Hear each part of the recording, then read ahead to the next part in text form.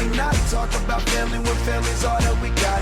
Everything I went through, you were standing there by my side, and now you gon' be with me for the last ride. Hello and welcome to Too Fast, Too Forever. There's all kinds of family. We chose this one. This is episode 6, Fast and Furious 6 from 2013. I'm Joey Lewandowski. I'm Joe too, and today's episode's brought to you, it's actually a local sponsor. It's brought to you by a local sponsor. Local to you or local to me? Local to me, and I mean kind of us. Okay. Today's sponsor is U.S. Barricades out of Stamford, Connecticut.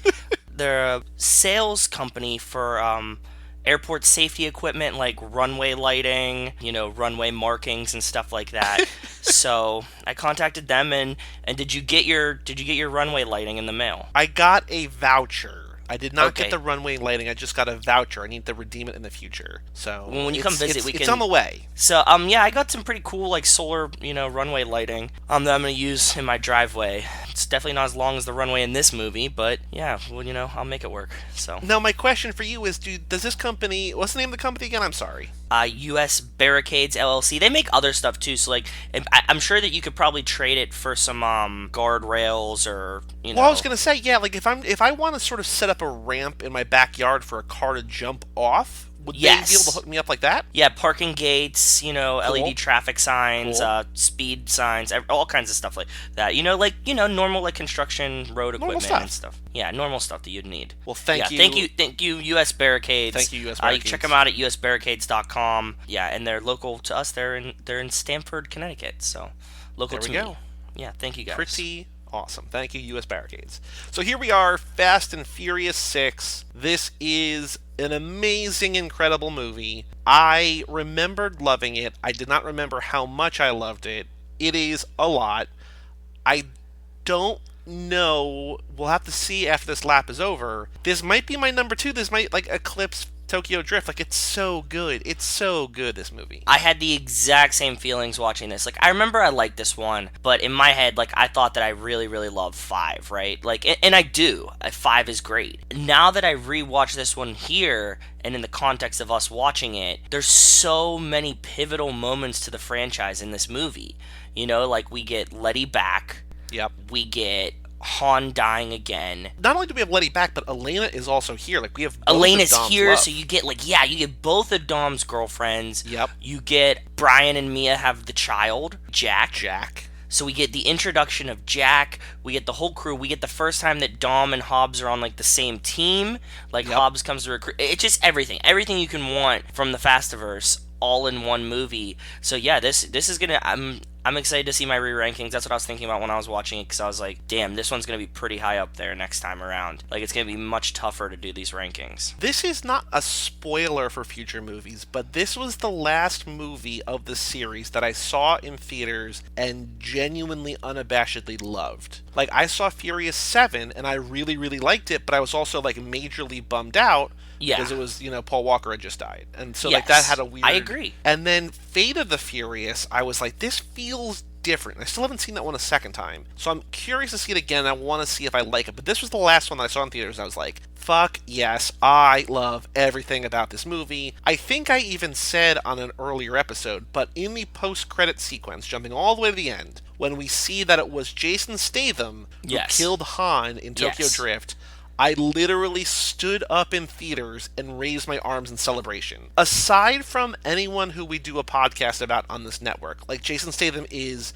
I would prefer to see Pretty him in badass that actor. car over Yeah. anyone. He is the best. Yeah, he's great. I agree. So you saw this one in theaters. Yeah. I remember watching this one at my house. Okay. So I don't think I saw it. I know I didn't see this one in theaters. I was definitely watching it on a TV, and I just remember being like, holy fuck, they're in this runway for so long. It's a 15-minute sequence that when they get from the time they get to the Yes. airport to the time that the plane crashes, it's 15 minutes. And I didn't know that until this watch, because I was like, I want to see really how long Yep. this actually is. And I as soon as I got to the airport, I messaged you and was like, okay, there's 30 minutes left in this movie. Yep. I just got to the plane. It's a 2-hour and 11-minute movie. It's an hour and 41 in, and then I checked the clock after it stopped, and it was an hour 56. It is a solid 15-minute, Yeah. can't catch your breath action sequence. Yeah, and it's very complex. There's a lot going on. There's like a lot of dancing involved. You know what I mean? Just like special effects and stuff. So it is really awesome. I can't believe how long it was. So like I was watching this at home. Then like last night,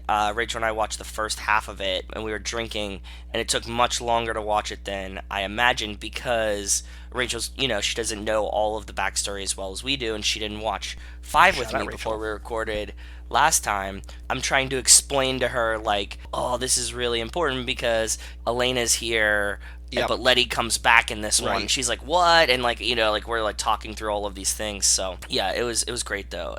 That's what I'm saying. There's so much interconnectedness in this one that it makes it really, really fun to watch. But what's also amazing, honestly, to me, is that it doesn't feel overstuffed. Like, No. I think the next couple might sort of start to feel like that, and I want to see them again, within the scope of seeing, because I've only seen 7, I think, twice, and I've seen 8 once. I didn't see all the movies leading up to either of them either time I saw them. You know what I mean? So, Yeah. within the scope of seeing these all in the last 6 months or so, I'm curious to see how I think about those, but from what I remember, I think it's like they feel a little crowded, but I don't want to pass too much judgment on them now. We will get to those the next 2 months. All I know is that this is great. Yeah, there's already so many star actors that once they start adding even more to like up the wow factor, you're right, it feels kind of crowded. That's a perfect way to put it. I never described it like that, but I can understand exactly what you're saying. Before we talk more about the movie, you want to do our first segment, extracurricular activities? Yes, I do. Do you want to go first, or do you want to go second, or what?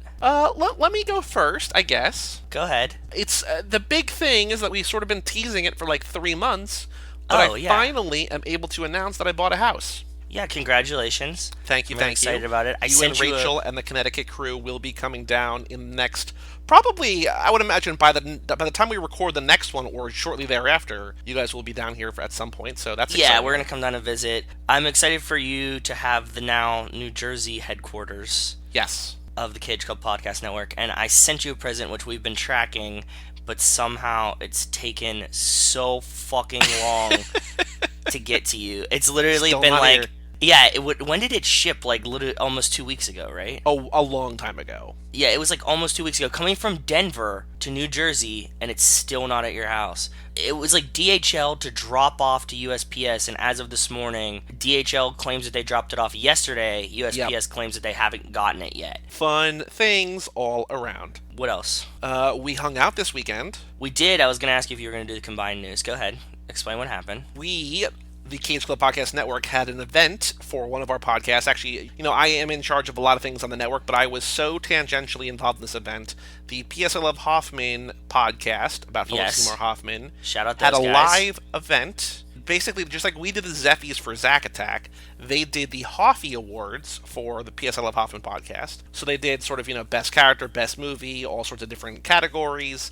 They rented out the back room of a cool dive bar in Brooklyn. Yeah, it was really cool. I'm like so jealous. I want to steal this idea. It was so cool for them to do it live, and it was so much fun to be there that like I really want to steal this idea. I don't know how it would work out, but I feel like we could convince a lot of people to like call in. Well, because what I'm trying to get at is we actually announced one of the awards, right? We announced one of the winners. They asked Joey, and by association me, to come up and announce one of the winners of one of their awards. And this was just like such a cool, fun thing for me. I think it's a cool way for everyone to like plug each other and like, show that, we are friendly and stuff. So if you want to hear that, the episode is out now. It came out today as we're recording this. It came out about a week ago. I need to go you're listen listening to this. I haven't listened to it yet. If you go in the podcast, our segment starts about an hour and 3 minutes in, and we're on stage for about 13 minutes or so. Damn, really? As usual, we are fucking chatty.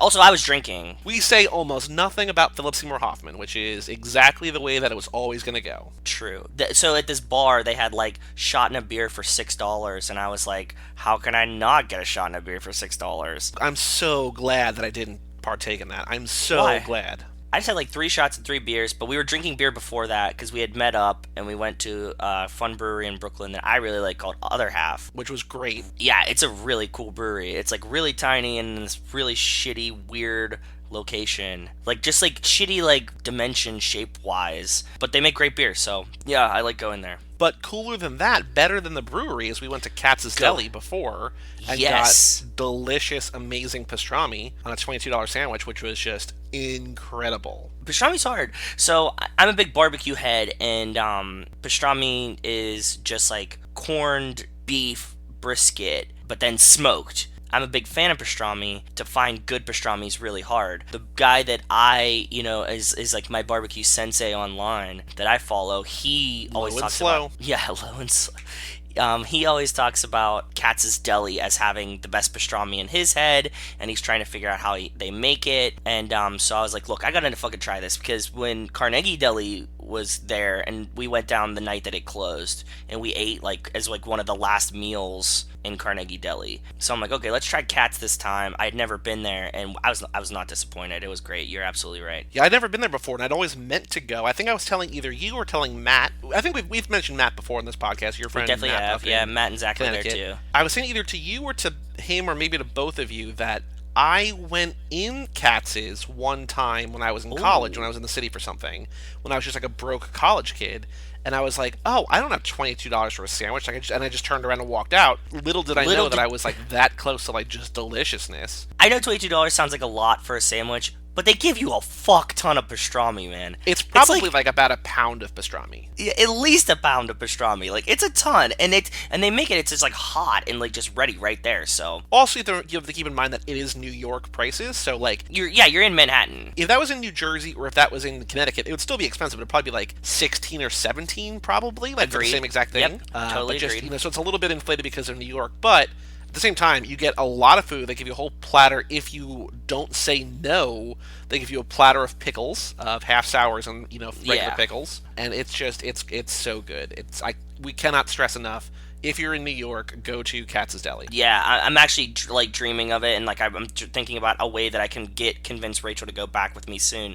But thankfully, she wasn't with us, so it won't be too hard to get her to go. But she's not like a huge pastrami head like I am, so. But yeah, we'll figure it out. That was definitely awesome. Is that all that you think happened? Oh, we also went to, since we last recorded, we also hung out again. We went to another Penguins-Devils game in New Jersey. We did, and since then, the Devils are now out of the playoffs, and the Penguins are marching on. March of the Penguins? Is that their official verb? Yeah, they do say it. It's not like a big thing, but they'll kind of jokingly say that. Like, the social media teams use it and stuff. Yep. Not like, you'll never hear the coach be like, we're marching the March of the Penguins, but like... Sure. So that's, Penguins continue That's all I on. got. That's all I did. That's all we did. Anything else that you did of note in particular since the last time we recorded? To segue into mine, then I went to Penguins game in Philadelphia, which is playoff just game. full of garbage people. Yep. Like, yeah, they're pretty much like the worst fans ever, as you can imagine, and I'm sure you've heard if you follow any type of sports. They're pretty bad. But I had a good time, and I sat close, and I was friendly with everyone around me. I'm a pretty easygoing, friendly person, especially a sports fan. Yeah, nothing happened to us. Rachel and I were totally fine. We made it out safe and alive. It was great. What else is going on? Oh, a small, very, very Joe thing is that I'm currently on a Best Drunken Noodles tour of New Haven. Oh, I knew that you've been eating a lot of drunken noodles. I didn't know that you were on a tour of New Haven looking for the best drunken noodles. Yeah, I mean, that's what I do with a lot of foods like this. I'll be really focused on one meal. So at least once a week I'm getting drunken noodles from different places, and I've come up with a mental grading scale of drunken noodles. So do you want to kind of hear my criteria a little bit? Sure, go for it. Okay, it's types of vegetables used, because they a lot of places mix it up, man. Sometimes you get tomatoes, sometimes you get carrot. I mean, you usually get carrots, usually get onions. Some do green beans, which I like. Okay. And then some do red peppers and green peppers. Some just do green peppers. Do you want to explain what drunken noodles are to people who might not have had them? Because I had them for the first time a month or two ago. So really? Before You that, didn't know? I wouldn't have known. It's a thick egg noodle, it's almost like the Thai version of lasagna noodles. That's a good example, or good explanation. Yes, and then usually it has some kind of Thai type sauce, which is usually soy based. It's like a soy brown sauce. Usually have chicken, shrimp, or beef in it. I usually go chicken. And then you have like a combination of veggies of whatever they want to put in there. And then I dump a bunch of sriracha on the top. Ooh, all right. And so how many different places have you had in the last, month or so? I'm at about 8 right now. And do you have a clear favorite? There are a couple up there. There's a couple up there because it's a lot of difference. So like one thing that plays a huge factor into my choices is like I like to get it as takeout, right? Because that's how it should be eaten. Yeah. Okay. As Yep. takeout. If you use styrofoam, I have this like weird thing in my head that I can taste styrofoam. Huh. Okay. Like it imparts a flavor on the food of this like synthetic flavoring, which other people say that they don't seem to get, but it really bothers me. So like if it comes in styrofoam, instantly knocked down a couple notches. I probably never get this again. Wow. So it has to okay, come okay. in plastic, and then there's like, do they grill the chicken? Does it taste like flame grilled chicken? Or is it not? How much Thai basil do they use? All kinds of factors like this. So, yeah, I have a pretty good comprehensive list. So when you come to visit, we'll get you some drunken noodles. Yeah, and everyone has like the one. So like I asked Matt, I asked Zach, I asked my coworkers, like, where's your favorite drunken noodle spot? And everybody's like, this one. And they're never the same one. Yeah, so like I've been doing like all of them like in the greater New Haven area. So it's like all the little towns have their own favorite Thai place. Yeah, so that's what I've been up to. That's pretty much my life. Awesome. Well, that's that. So that was the last month. Hopefully in the next month we will have more exciting news. I can tell you that I will not buy a second house in the next month, but other stuff, maybe more drunken noodles, maybe more cool things. Yeah. Lots of fun things hopefully happening in the next month. So, back to Fast and Furious 6. Okay. It is great. I think we've said that. It's great. This is what we were talking about when you messaged me. You were like, I can't believe how perfect the beginning of this movie is. And it is perfect because it starts out with Dom and Brian drag racing, right? Because that was the end of the last one. Yes. At And you're 5. like, oh, we're finally seeing who wins this race at the end of Fast 5. Yes. We didn't really know after 5 if they were going to make a 6. You know what I mean? It wasn't like at the point where it was like really confirmed. You know what I mean? 5, we didn't know the franchise was going to keep going on. Like, they had pushed it. 5 was great, but we didn't know. Well, again, remember, I came to it late. I came to it after 5, so, like, I wasn't keeping up with the franchise until 6. Yeah, but I feel like at 5, they could have snuffed it still. You know what I mean? Like, now, I don't think they'll ever, like, fully... They can't snuff it, right? Like, there's always going to be another one. In some form or another. It seems like they might. I don't know. It's hard to say, but I get what you're saying. Yeah, it feels more powerful now. Like, because we were, like, on an up and down little stint there for a while, So, like, if 5 wouldn't have done well, like, they were pushing it, Because, like, 4 wasn't great, Everybody hated 3, So we were just, like, in a different place.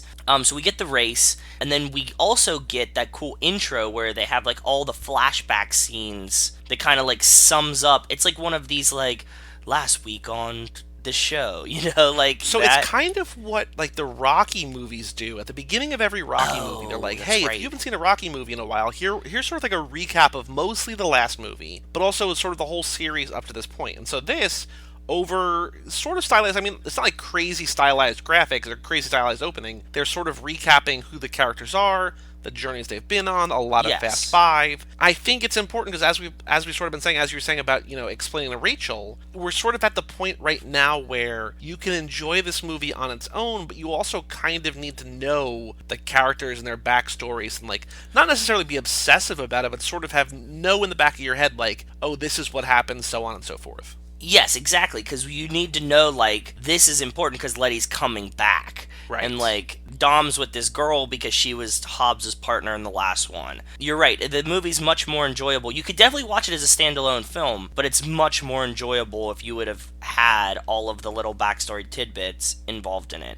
Oh, I had one more story that I didn't tell you. Fuck. Go for it. We're gonna reopen the extracurricular activities bag. Just for a quick one. I went to go see Blockers yesterday. And if you're right, yes. If you're a fan of the Fast and Furious franchise, there's a nice, like, 2-minute ode to Fast and Furious scene. There's a scene with it. You probably saw it in the trailers. They, like, put part of it in the trailers, but it's really, really good and worth watching if you're a fan. I was hoping that you could have seen it so we could talk about it. It's fine. I want to talk about it next episode with you whenever you finally see Blockers. I'm usually pretty good about movies in theaters. I know the you problem are. was that I fell behind when I was moving and doing all sorts of stuff like that. It's okay. And Yeah. also, the movie looked like shit. Like, it looked bad and dumb. And then It's it pretty came out, funny. like, was getting, like, good reviews and, like, people like pretty it. So I was funny. like, oh. And I just Yeah, haven't I had a liked chance it. to go see it yet. But I will sometime in the next week or so, I think. Cool. So yeah, I want to talk about it on the next one. And I had, as a like, little side story,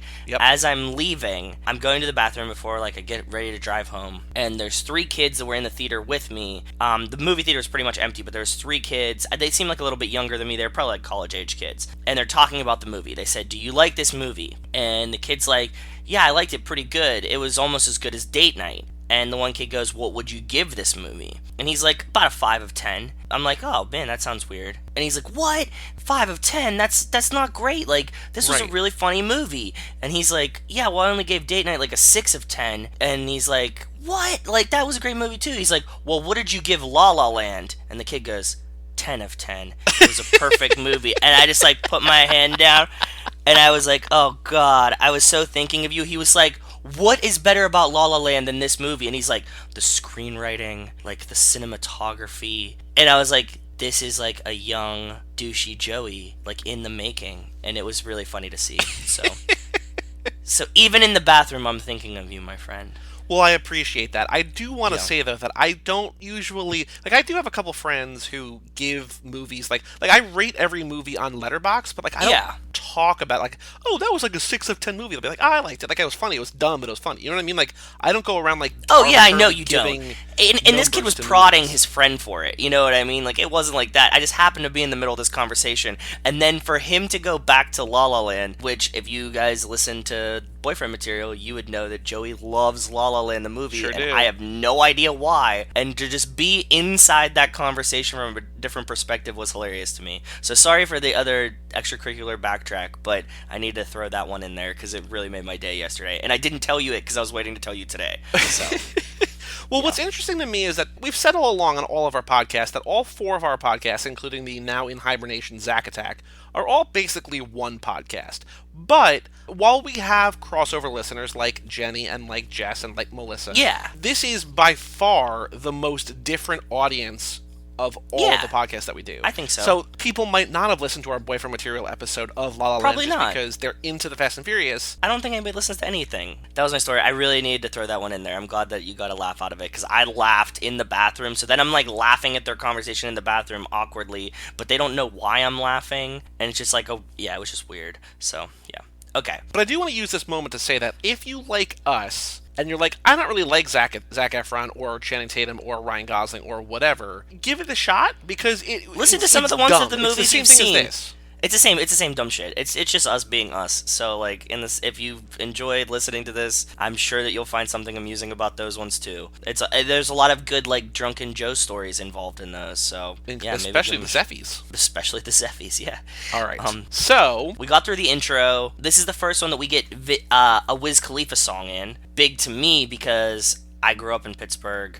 Wiz Khalifa went to the same high school my dad did. I had friends that hung out with Wiz Khalifa in high school. This was like really big that he, like when I saw Fast and the Furious movie that he had a song in, I was like, oh shit, this is crazy, right? we own it. It's over the opening credits. It is great. Yeah. This whole soundtrack is good. I was listening to this today a little bit. There's a T.I. and Lil Wayne song called Ball, which I don't think's in the movie, but like it's... Just on the soundtrack. Yeah, it's on the soundtrack. I think it's like the second song, maybe. Like I just gotta listen to these soundtracks more because Yeah. between the songs that are in the movies, which are great, and also the songs that are just on the soundtrack, which are also great. Like there's a lot of good, especially if you like hip hop and like dancey sort of, Yeah. you know, Exactly, upbeat like music. pop Like, and there's a hip-hop lot of kind good of- stuff. Yeah, these are great soundtracks. I'm a big fan. But the opening, we see them racing. We're like, oh, it's the end of Fast 5. But no, they're racing to see Jack being born. Mia is in labor. I wrote down so many quotes from this movie that I love.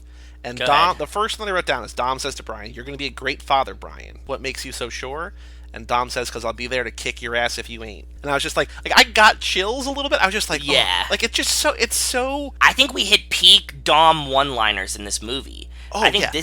that's another part of like the reason why I was like, oh shit, I forgot how good 6 was. He does the like, what is it, like the guy from CSI Miami with the glasses. He does like so many of those moments. David Caruso? Yeah, he does so many David Caruso moments. And I really feel like if you value good screenwriting and everything, you might roll your eyes at these, but if you love these characters and love these movies, he gets so many good lines. Basically, every line out of The Rock's mouth is one of these kind of lines. Like, Yeah, everything he yeah. says is quotable. Like, there's Dom. just characters that they know how to write, and that just like basically Dom, Hobbs, Roman, Yep. Tej to an extent. But Exactly, like, a lot of basically, Tej. The three of them, everything they say is just like, it's perfectly written. Like, this ain't a plane, this a planet. It's just like That's so many... God. I think that's the worst line in Fast and Furious history. So like, I it's realized so bad. I realized it looks so good in writing because they're the same word, but when you say it, they don't sound alike at all. No, you lose all the alliteration, and the way he delivers it's bad. It's just really, really bad. So yeah, I was like, oh God, like I just face palmed really hard when I heard him say it. But like, it's memorable. Like, it might not be good, but it's memorable. That counts for something. Yeah, I liked it. Oh, so the big new additions in terms of cast in this movie is we have Luke Bryan as Shaw, as Yes. the leader of this British crew that is basically the British family in a sense. Although They're realize, Bizarro. we They're learn later Bizarro on, Fast and Furious. they are not at all family. Like, they are treating each other like Shaw treats them Coworkers. as disposable parts, and it goes just for effectiveness. Yeah, they're a business for sure. They're Yeah. definitely not a family. But it leads to one of my favorite lines in the movie where Roman realizes everybody is like, oh, he's like, this one's Dom, this one's me, this one's Tej. He's like, a Yes. black guy in a beanie, whatever. And then he points to the picture of the blonde girl. He's like, oh, look, Brian, it's you. And then Brian flips him off. He's like, no, you know that you're the prettiest blonde around. And it's just like, there's such a camaraderie there, and I just love it. But it opens up this entire new world of like I feel like this is the first time that we really get another crew.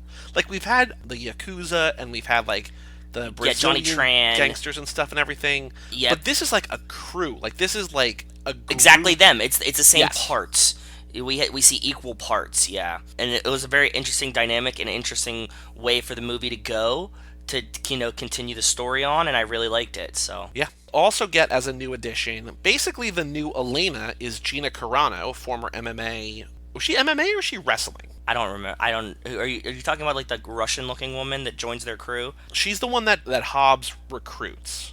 She was MMA. Okay, and then she flips on them at the end. Yes, right? which I forgot about, and I was like, oh, I totally forgot about that shit. too. Yeah, she was like she was a double agent.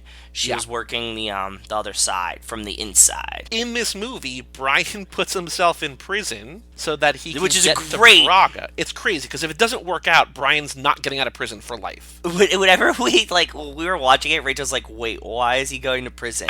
And then she's like, "Why is he friendly with this guy?" I was like, "Well, he has to put himself in prison to get to Braga to find out where Letty is to get out of prison and then go rescue Letty." And she's like, "What?" And I'm like, "Yes, that's exactly what's happening." But what's super cool about this whole sequence is that, number one, this is the cop from Too Fast, Too Furious, because he breaks his nose again, right? Yeah, it's the one when he's like, stop fighting in my Yeah. I think it's the same cop. Yeah, because No, that's it like definitely his is, because buddy. because when he breaks his nose, the guy says, again? And then, I think it was Too Fast, Too Furious. And Yes. then he goes to see Braga in prison. Or was and it Braga was 4? the main bad guy in 4. It was 4 when he breaks his nose, I think. Oh, that was the same movie? Okay. I think it was that one. I mean, dude, we'll figure it out eventually. We're gonna watch We will these figure over it and out over and over again. Gina Carano is the one that that Hobbs recruits. But he recruits her basically for the same reasons that he recruited Elena, that she's young, talented, top of her class. He's like, if you keep this up, you're going to have my job one day or whatever. Little does he know that she's going to flip evil, because when Brian goes to jail, the reason I brought that up now was because when Brian goes to jail, Braga says, Shaw doesn't let you in. He shows you what he wants you to see. No, he says he doesn't let you in unless he wants you there, or something along these lines. But he also says something to the effect of, like, there's somebody, like, there's basically a mole. And even with that, like, it didn't trigger me. You know what I mean? Like, I was just like, oh, right, okay. And then, yeah, wow. Yeah, it was a big surprise for me when it actually happened. Totally felt the exact same way. I was, like, really confused, but then I remembered it, you know what I mean? But I was like, why is this, like... So I just call her, like, the Russian lady. She looks kind of Russian to me. She's American. She's from Dallas. Maybe I just like, assumed, like, she was Russian because I was like, oh, she's, like, a double evil spy. And usually these people are Russian. So, like, in my head, I had her marked down as Russian. You know, in characters in movies, usually, like, the Russian guy is, like, the evil spy from the Cold War days. So I kept calling her the Russian, and I didn't know why I was calling her the Russian. So maybe it was because I knew she was a double secret spy. What's cool of note about her, the actress, is that she will come back for another one of our podcasts. She for will? Magic Mike's. She is the Oh. star of Haywire, Damn, which is a okay. Steven Soderbergh movie, which is incredible. I love that movie. It is great, and she's the star of it, and she's absolutely completely badass. Like, it's so good. So I can't wait for you to see that because I just love that movie. But yeah, she will be back in that movie in not too long from now. Yeah, that's crazy. When Dom calls all of them, I'm just gonna go through like my highlights of what happened in this movie. Okay. When Dom, or when they're all calling Dom, or Dom is calling all of them. Oh yeah, Dom's Dom is calling calling all them. Yep. When Roman's phone rings, his Dom's like picture to like identify Dom as just a charger. Did you I notice didn't that? see that. No, that's awesome. Like when his phone rings, he like looks at it, it's just a charger and it says Dom, and he's like, oh shit, I gotta take this. And that's what he like tells the girls, like he can't go on the plane with them, like he can't take them to wherever. They were going to Macau, and he's like, we got to Macau, plane yeah. around. He's like, you know that casino I told you about? Here's some free buffet vouchers. Yeah, because he's still like cheap, remember? Like that's pretty funny. Well, yeah, because that comes back later when he like is asking for coins to buy snacks at the vending machine. Tej Hobbs says, "Are you shoots serious? it. You're a millionaire and still asking for money?" He's like, "That's how you stay a millionaire," which is true, but also spend a buck. This is like a very common thing for who is the running back for the Seattle Seahawks? Marshawn Famous. Lynch, yeah, because he's never spent $1 of what he's made in the NFL. His cousin is like some random dude, and he says like whatever like they go out to eat, like he makes his cousin pay for the meals and shit. Like, and he's like, dude, like, you're like a multi-millionaire. He's like, yeah, I'm trying to stay that way. And like, he's like shorting his cousin for like $30 dinners that he goes to eat with him, and his cousin's like just some regular dude. It's so weird, like, but I love it. It's so weird, but I love it too, yeah. Did you see that they were not drinking Coronas in this one at one point? What were they drinking? It was some kind of like weird English beer. No, it was when they were on the island. Dom and Brian, like, they have that like moment before Hobbs shows up, right? And like shows them that like they found Letty. Or Okay. she could still be alive. They're drinking some beers that weren't Coronas, and it was like really surprising to me that they had like these like it was whatever local beer to that island, I guess. Like their version of maybe. I should have like really figured it out because maybe it's like a brand that's also made by Corona. Wouldn't that have been pretty cool? That would have been cool. We do get, I mean, we spent the last movie mostly in Rio. This movie is mostly in London and the United Kingdom, so we are expanding our global reach. I don't remember where 7 takes place, but I know that 8 Dubai. is in New York. It goes. so. It goes to 7 goes to Dubai because that's when they Oh, jump. yeah, 7's lays partly in Yeah. Dubai. Yeah, you're right. So yeah, we are expanding our global reach. When they leave, when Dom and Brian leave, Mia says, "You guys you're stronger together." Because Brian's like, "I'm gonna stay with you." Like Dom's like, "No, you're a dad now, stay." And Mia's like, "No, go with him. You're stronger together. You Mia always says, were." he's right, we're family. If we got a problem, we deal with it together. And I'll feel safer knowing you're both out there watching each other's backs.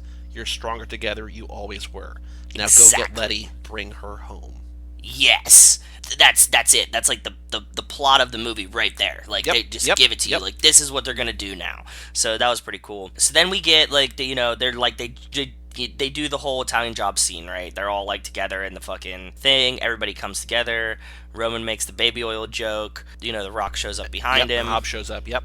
So then they get into like this first kind of chase with the bad guys, right? And we get a little bit of a throwback to Too Fast, Too Furious. We get sort of a modernized EMP little pulse thing. Yes! Instead of those, like, forks. This is what I was gonna. This Yeah, is exactly yep. the point that I was getting to, and it hits Roman's car. Okay, and this like the EMPs were like a big part of 2, right? And this was like the whole scene where like Brian has to climb out of the car and Yep, rip it yep, off and like everything like that. It hits Roman's car and he goes, "What is this, a hockey puck?" And I'm like, Roman, of all the people in the movies, you're the one who should know what the EMP is. Yeah. Like it was the worst character to say this. Like I could see like Tej kind of has to know what it is. Maybe if it would have like happened to Han, maybe it would have worked. But I'm like, Roman, you spent a whole movie dealing with EMPs. Like that was Yeah. like the main premise of the movie, and you Yep. don't know what the fuck this is. Yep. But then Brian drives his EMP off, which was the coolest thing ever. He steers his car basically into a pole and knocks it off, yeah. But just like knocks off the EMP and like grazes the car. I don't even think he grazes the car. Like, I think the car is still pristine. I mean, this movie wrecks a ton of cars, and we will get to that later. But, like, Yeah. his car, I think, is like, he taps just enough for it to knock off, and that's it. Dom runs into Letty, and he finally sees her, and we have this like moment where they come together. You think she's gonna remember him, and she just shoots him. Yeah, yeah. And I totally forgot about that too. Like I did not remember Letty just like opens up on Dom and just like fucking shoots him in the shoulder, and then just runs away. And I was like, whoa. Okay, I forgot, totally forgot about that, but that's a scary ex-girlfriend moment. Well, a lot of this movie is Dom trying to convince Letty that she is the girl that he remembers and that she remembers him. And Yes, most of the movie it's is not. Letty saying, that girl doesn't exist anymore, I'm a different person, blah, blah, blah, blah, blah. Yeah, super weird to me. Letty shoots Dom. They have to go back and reconvene now, right? So they reconvene for like round 2 of like street racing and stuff like that. And we had already seen the flip car, right? Like in the first one, we know that Shaw has this car that's essentially just like a giant wedge. Yes. It's like an so Indy speaking of the car. flip car, let me run down the vehicles that I wrote down for this and see if we missed any. Go ahead. So we've got cars, obviously just regular cars. Yeah. We've got Hobbs's tank, Tank?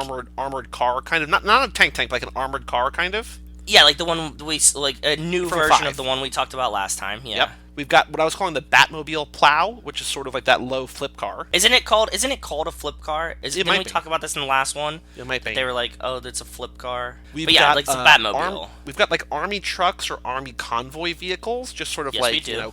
carrier crew things. We do. Number 5, I wrote down just in all capital letters, tank, tank, tank, because it's an actual tank. Yeah. There are motorcycles. Giselle and Han are on motorcycles in this movie. Yes, they are. 7, I have Hobbs in a helicopter. Yes. Yes, we do. Number 8, I have a planet-sized plane. Yes.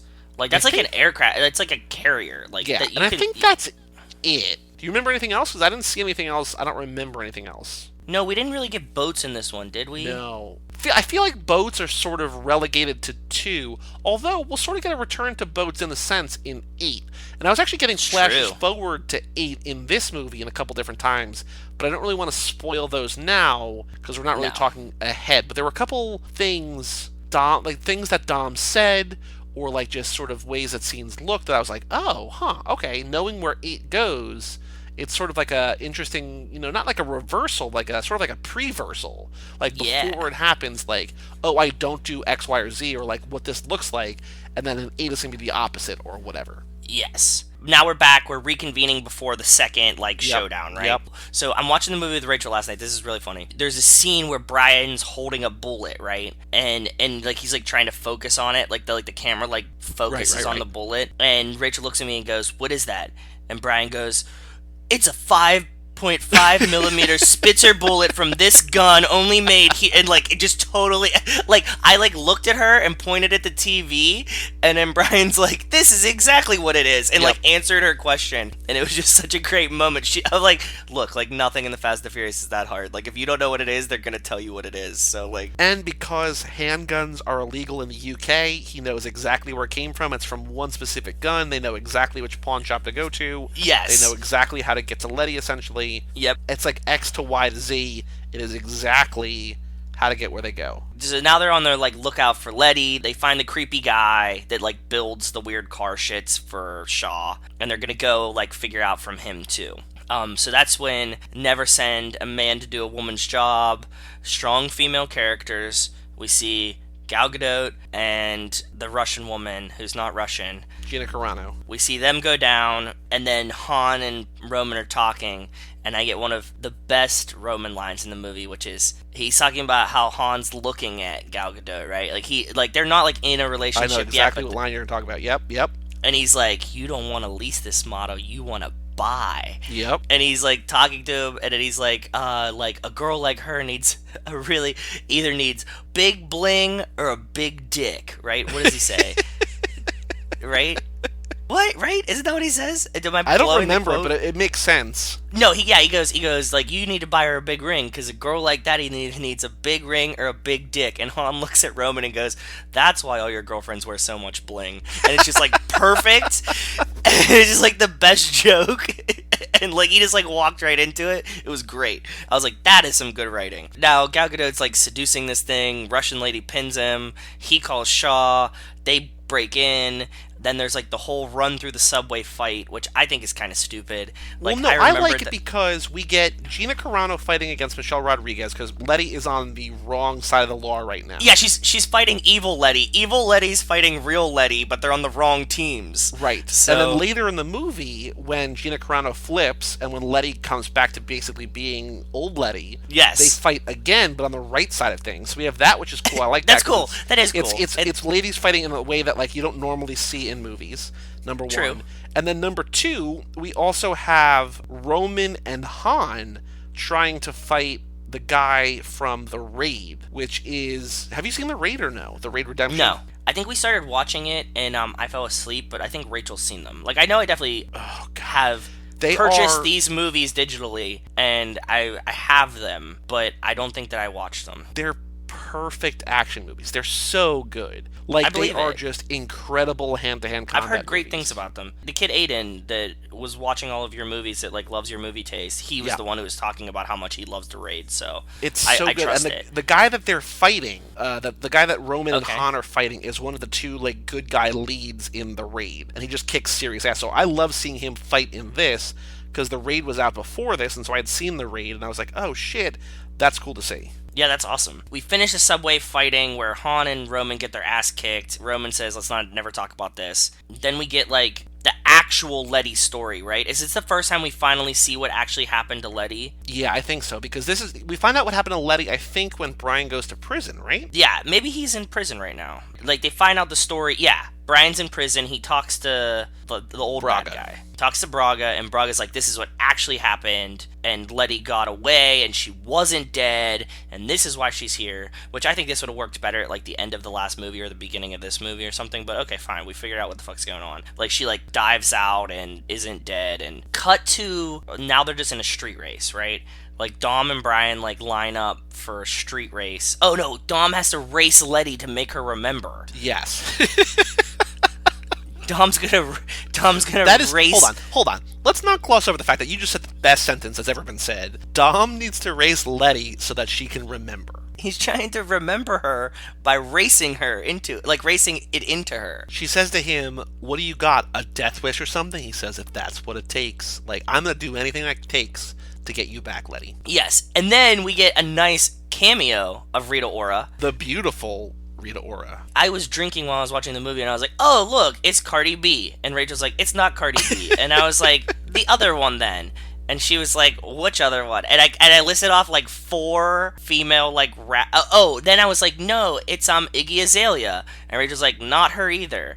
And I was like, who is it then? And she's like, Rita Ora. And I was like, that one. Yes, it's definitely that one. So, yes, we have Rita Ora show up to just do the, like... To do the hot girl, like, basically, yeah, ready, set, go, yeah. And she's in England, so she does ready, steady, go. And we also get what's cool here. In 5, we have that iconic scene where Dom says, your problem's thinking you're in America, you're a long way from home, this is Brazil.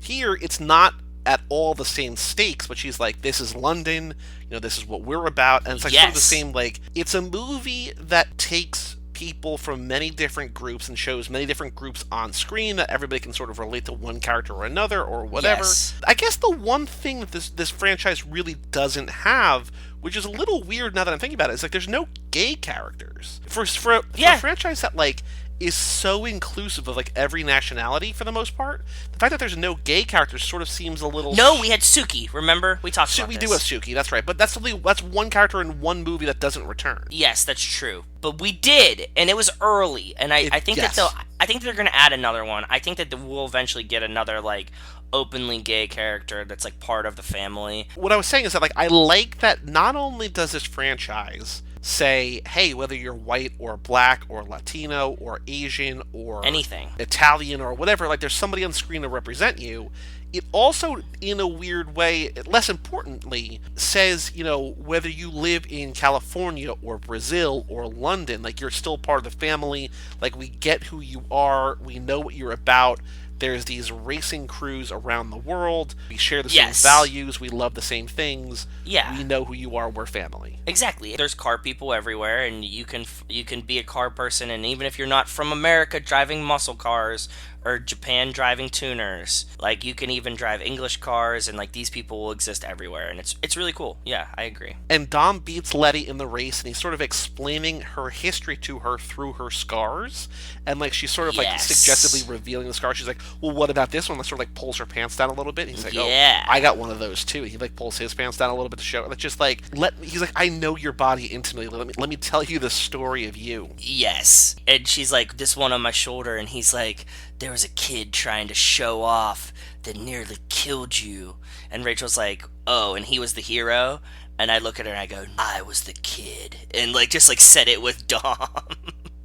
And, yeah, what did you do? And it's like, Yeah. I was the kid trying to show off. Because there's so many good, like, David Cruz. That's like a lift your... Yeah. So he, like, explains to Letty, and then Shaw shows up. Letty's still not, like, really convinced about Dom. Like, she's getting there. She's warming to him, but she's not convinced yet. She's not fully convinced. So Shaw shows up. Shaw and Dom are talking. There's a laser on him, and he's like, oh, fuck Hobbs, right? And it's like, yeah. And then somehow Shaw just, like, gets away. But right? he lets him get away, but there are great quotes in this scene. This is where we really Good, give me the good quotes. I didn't write any of them down, so we go for see it. the real difference between the two. Shaw says to Dom, he's like, street kid, starts out stealing DVD players on the streets of LA, Yes. ends up heisting $100 million in Rio, and Dom says, not bad, huh? But then Yes. we get the real divide between the two, where Shaw says, you're loyal to a fault, your code is about family, that's great around the holidays, but it makes you predictable, and in our line of work, predictable means vulnerable. Which is true. Yes, it is true, but also the reason that we're able to root for these criminals who in most movies are on the wrong side of the law is because we find something to root for Charming. in their care about their family. Exactly. They're charming in their loyalty, and loyalty is a moral backbone to humans, I think, like, right? Yeah. Nobody, like, sees loyalty as a bad thing. That's why we like these movies. Like, you can even be loyal to a fault, but the loyalty is, like, something we can all relate to. Like, even if you're not a car person, and if you're not an action movie person, the cool part of, like, the family and the loyalty is that, like, anyone that's your friend can be family. Yep. And, like, loyalty is awesome. Definitely. So after this scene, after Shaw walks away, because basically I think it's like, hey, we don't want both of these main guys to die. We especially don't want Dom to die, so, like, they just need to go on their own way. Yes. Dom goes back to the lair, the hangout, wherever they are with Hobbs' crew. And Brian comes back, and I got such a Matrix moment here, because Brian comes back from prison, and he says to Dom, hey, man, like, you know what happened to Letty? He's like, it's all my fault. And Dom says almost exactly the same thing that Morpheus says to Neo in the Matrix after Neo comes back from the Oracle. Neo goes to the Oracle, and the Oracle's like, you're not the one. Like, sorry, kid, but you're not. Like, you have the gift, but, like, you're waiting for something, whatever. Exactly. And Neo comes back. He starts to tell Morpheus. He's like, the Oracle. She said. He's like, whatever she said was for you and for you alone. And here, Dom says the same thing. He's just like, what you know is for you. He's like, he's like, I don't care. Let's get Letty back. And it's like a different sort of, like, end result, but it's the same sort of, like, tone. You have this news, I get it, but it's for you. Like, and I don't want to... You're with me, we're part of the family, now let's go do what we set out to do. Yeah, I didn't even piece those two things together, but I can see it. I'm obsessed with The Matrix in a way that, like, you were obsessed with the early Fast and Furious. You know what I mean? Like, I've seen that movie. Yeah, no. So I've seen it times. I've seen it 30, 40 times as well. Like, I'm with you on it. I love The Matrix. It was a movie that I had to introduce to Rachel because she had never seen it. We love it. I fall asleep to it. Follow the White Rabbit. I make tons of references to The Matrix all the time. There's actually a bar in Pittsburgh that reminds me of the bar in The Matrix, and I don't think I ever took you there. Nope. But it's like this weird bar that, like, does roller derby in the back. It's so amazing. And it just, like, when I the first night that I walked in there, I was like, this is the bar from The Matrix. Like, I was just, like, there. It's, like, in this, like, really shitty place. It's just divey, and it has, like, those, like, Christmas lights and, like, neon shit everywhere, and it's, like, pitch black. Love it. And it's just, like, Love it. I have to take you there next time. I keep trying to go back there every time I go back and visit, but I never wind up there, and it's sad. I would go there. Like, if I ever go with you back to Pittsburgh, there's, like, things that I want to do, including going there, so that'd be cool. So after Brian comes back from prison and knows sort of, he has Braga's information about how Shaw operates, and they realize that Shaw is not going after the target that they think he's going after. They think he's going to attack the army base. The military base, yes. The military base. But instead, he's going to go after the convoy, and so they intercept the convoy. Yep, he tricks Hobbs into moving the thing, thinking that he's coming after it, but really by moving it, it's weakening having this thing. Which is a smart plan, for sure. It's a very smart plan. This is when then Shaw busts the tank out of, like, the carrier, and this is when... That's what they were going after, right? That was the thing. It was the tank. Like, the tank was that was, like, the egg, like, what they were, like, hunting, right? No, they're hunting, like, the briefcase. Yeah, but wasn't it, like, in the tank or part of the tank? I'm not sure. I think it was, because he said, like, he stole this tank to get, like, a $3 computer chip or something, and he was like, no, but it's worth what's on it's worth billions of dollars. Right, okay, that makes sense. Yeah, so it was like in the tank. Like they needed to get this tank to get the computer chip. But Tej is on a bridge, and he's sort of the lookout, and he's like, we need a plan B. Who's got a plan B? And then Tej says, Yes. Plan B, we need a plan C, D, E. He's like, we need more alphabets. And then Brian says, we do what we do best, we improvise. And against, I love that mentality, but against a tank, not great. It feels like you sort of might need a better plan, but also, you can't really game plan for a tank, so you kind of have to improvise. Yeah, and they're all driving, in this scene is when I started to notice that there's a lot of American muscle cars in this movie. And I think this is, the first one that Dom's not driving, a Charger. As a muscle car. Yeah, he's driving a car that has a steering wheel on the right side. I know that. And it's a weird Dodge Daytona with a huge wing in the back. He has a Charger because he has a new one at the very beginning, when he's racing Brian and stuff. But he doesn't have a Charger here, and it's the first time we depart from Dom driving an old Charger, and I was kind of disappointed by it. And we have Shaw in the tank driving down the road, straight up murdering civilians. And Letty is kind of protesting. Yes, a little this is what I was going bit. to say. We totally glaze over the murdering of civilians. Yeah, but not really. She's like, Shaw, you don't have to do this. But he's just straight up he's aiming for cars to run over. It's oh, okay. Just not the cruise cars. It's just cars that are in his way or kind of in his way. But they're trying to steer out of his way, and he's steering into them. Yes, exactly. He's really out to kill these people. It's crazy. We also get, and I want to go back, there is a lot of Nas in this movie, including in this scene. But did you write down when they use Nas? I caught Tej has the Nas gun, right? On the harpoon gun, yep. Dom and Letty use it in the race. Well, Dom uses it, Letty tries to use it, and hers sort of fails, which is why she loses, I think. No, she just blows too early and runs through it. Does she? Okay. Yeah. Roman tries to use the Nas here after he gets hit.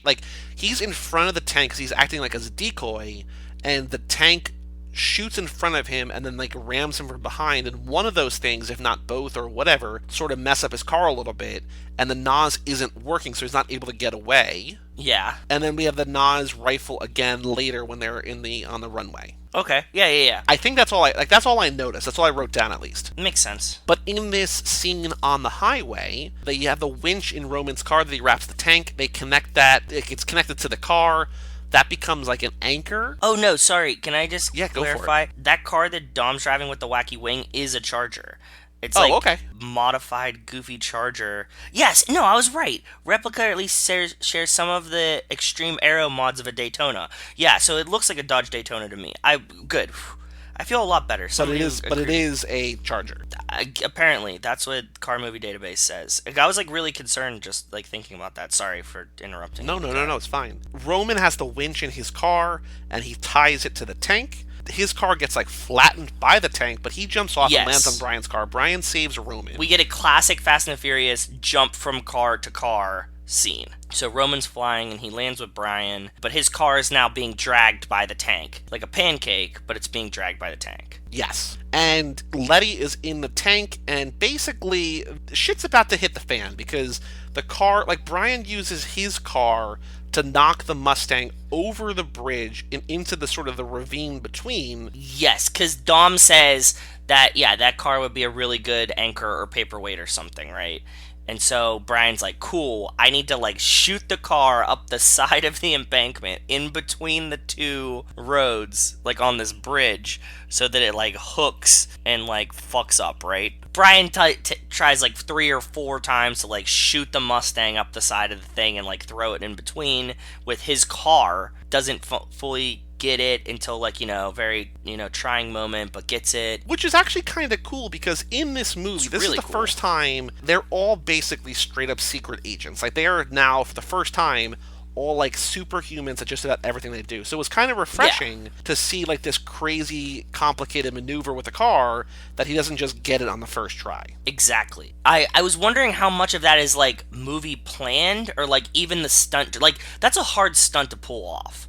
Absolutely. Right? Yeah. I don't know how they did it or how much of it is shot moving or whatever. Those times that you missed, you're right. It's the first time we see them not successfully complete something as it happens. Yep. This whole scene where the gap in the bridge, I had put this scene into 5. And I really loved it. Okay. I really loved it being part of 5 with, like, I thought that somehow they dropped the safe in between, and, Dom does the, like, okay, jump. okay. I think I even mentioned it, like, oh, I thought that he, like, jumps or something, and you're like, no, he doesn't. Yes, so I was putting this in there, and I think this is, like, one of my favorite Fast and Furious stunt, like, moves from any movie. Like, this whole scene with the tank and the car. I mean, it's super cool, and it also leads to the amazing moment where Yes. Letty is on the tank, and she's about to get thrown off. Dom drives his car, he sort of squats on his car, jumps from his car across Moving the car. bridge.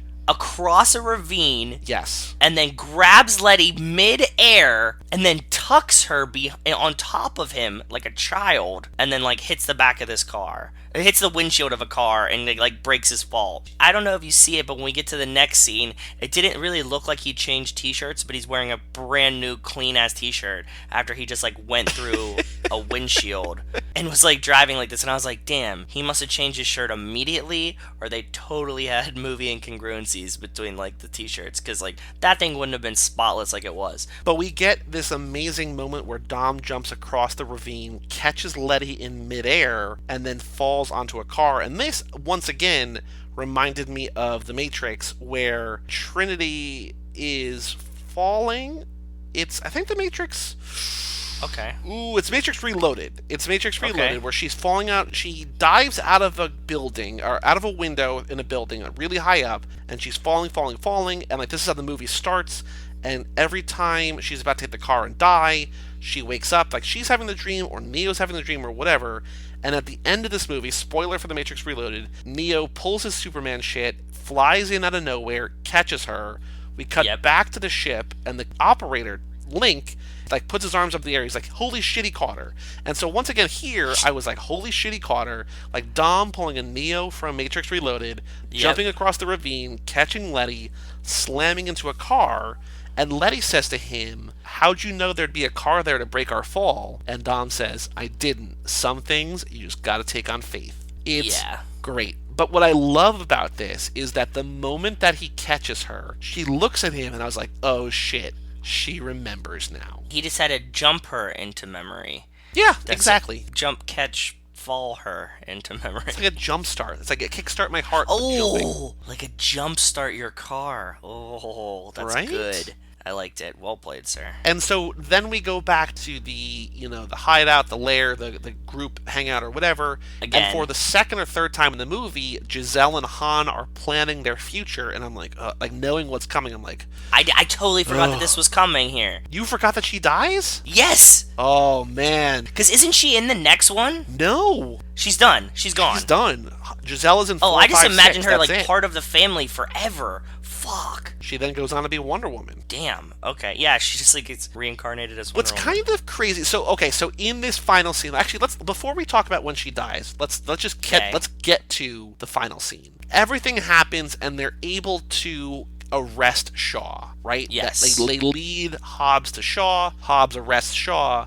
But in the meantime, Shaw had set his goons, including British Dom, to where Elena and Mia were. Elena escaped with Jack. British Dom and, British Brian, I think, kidnap Mia. And which I totally forgot happened in this movie, too. Yeah, me too. Yeah, like, I totally forgot, like, Mia getting kidnapped was part of the plot. Everybody's in the room. So we have Shaw, we have the military police, we have Hobbs and Gina Carano, we have the entire family, and we get, for my money, maybe, the best quote in the movie. One of the best quotes in the franchise, I think. It's not as iconic, maybe, as some other ones. Okay, but what is it? But Hobbs says, Toretto, I need you to know that the moment we let him walk out that door with the chip, words like amnesty and pardon walk out with him. And Dom says, those words went out the day we were born. And it's like, oh shit. Like, we know what side of the law we're on. We know that we're always going to be like, have to keep Outlaws. our eyes looking behind us, whatever. Yep. I don't care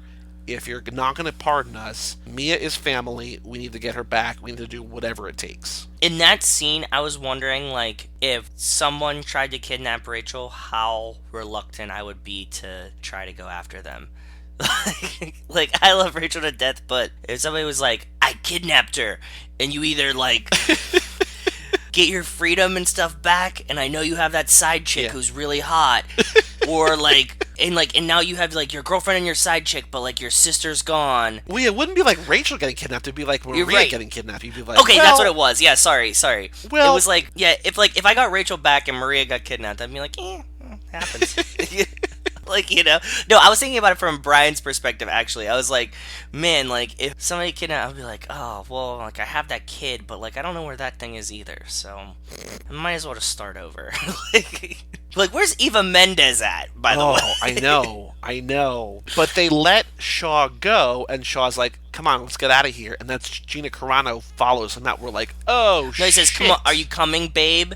Yeah. And you look at Letty, and Letty looks at Dom, and then the camera pans back. Yep. And he's actually talking to her, the Russian woman, and then... Not Russian, but yes, go on. Yeah, and then he's talking to the Russian woman, she leaves. Not Russian. With them, and you learn that she's like double secret agent the whole time. Yep, and she's been the one who's been feeding them information, all this good stuff. Then we get to the 15-minute plane sequence. Because they're getting away, and they're like, how is he going to get away? They're driving, and then there's just like this plane shows up over top of them. Then you get the classic Roman line, that's not a plane, that's a planet. And the plan for the family is to use the NOS-fueled harpoons. Harpoon guns, yes. Use their cars as weight to bring down this plane, or to keep, not to bring down the plane, but to keep the plane from taking off. Giselle and Han are in a car, they have a harpoon, and Han's basically like, are we going to do this? And Giselle says, this is who we are. And I was like, uh-oh. Like, that's like, that, yes. It might be the last thing she says, it's one of the last things she says. It's just like, she's ride or die, she's part of the family. Like, 2 movies ago, she was working for Braga, and now here she is, literally giving her life to save Mia. Like, it's just...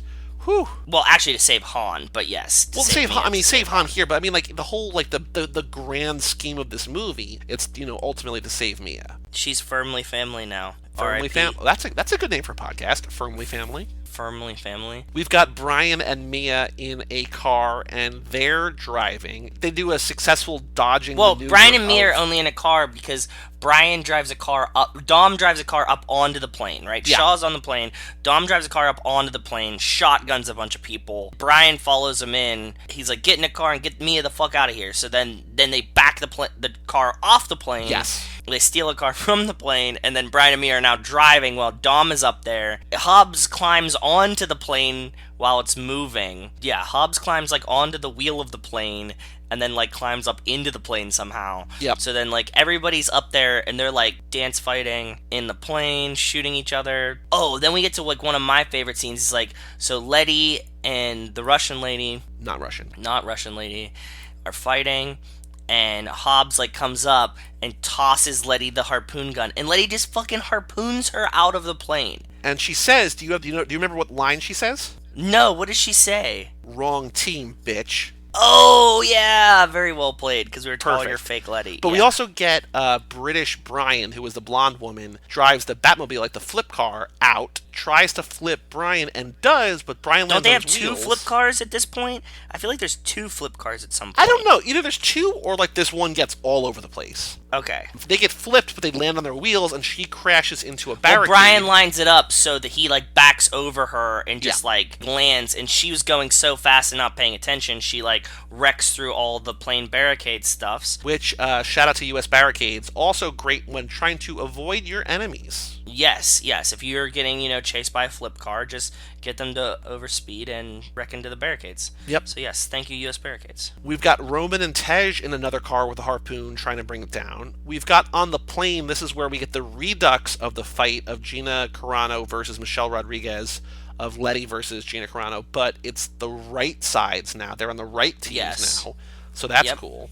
We're cutting all around because this is, again, like we said, there's a 15-minute sequence. We go to Giselle and Han fighting a British guy. Han is basically, like, he's struggling, like, I don't think he's going to die, but, like, she's worried for him. He's holding her by the hand. I think he's about to get shot. Well, so they're fighting, and then Giselle gets, like, knocked off and grabs the end, and Han grabs her, and then the British guy pulls out a gun. She sees that, lets go of Han, and then sort of falling backwards, shoots the guy, doesn't kill the guy somehow. Or No. there's another guy or whatever, but there's still a she guy shoots there him in the with shoulder. Han. And Han throws that guy into a plane turbine like an engine, and the plane essentially explodes. Han airplanes. He what did I say? Oh yeah, because at some point Tej jetted that other car. He like threw the car into the jet, and the jet's like poof, and just like blows his car away. But yeah, Han firmly turbines that guy. Like, I didn't know the turbine would be a verb that you could use to kill someone,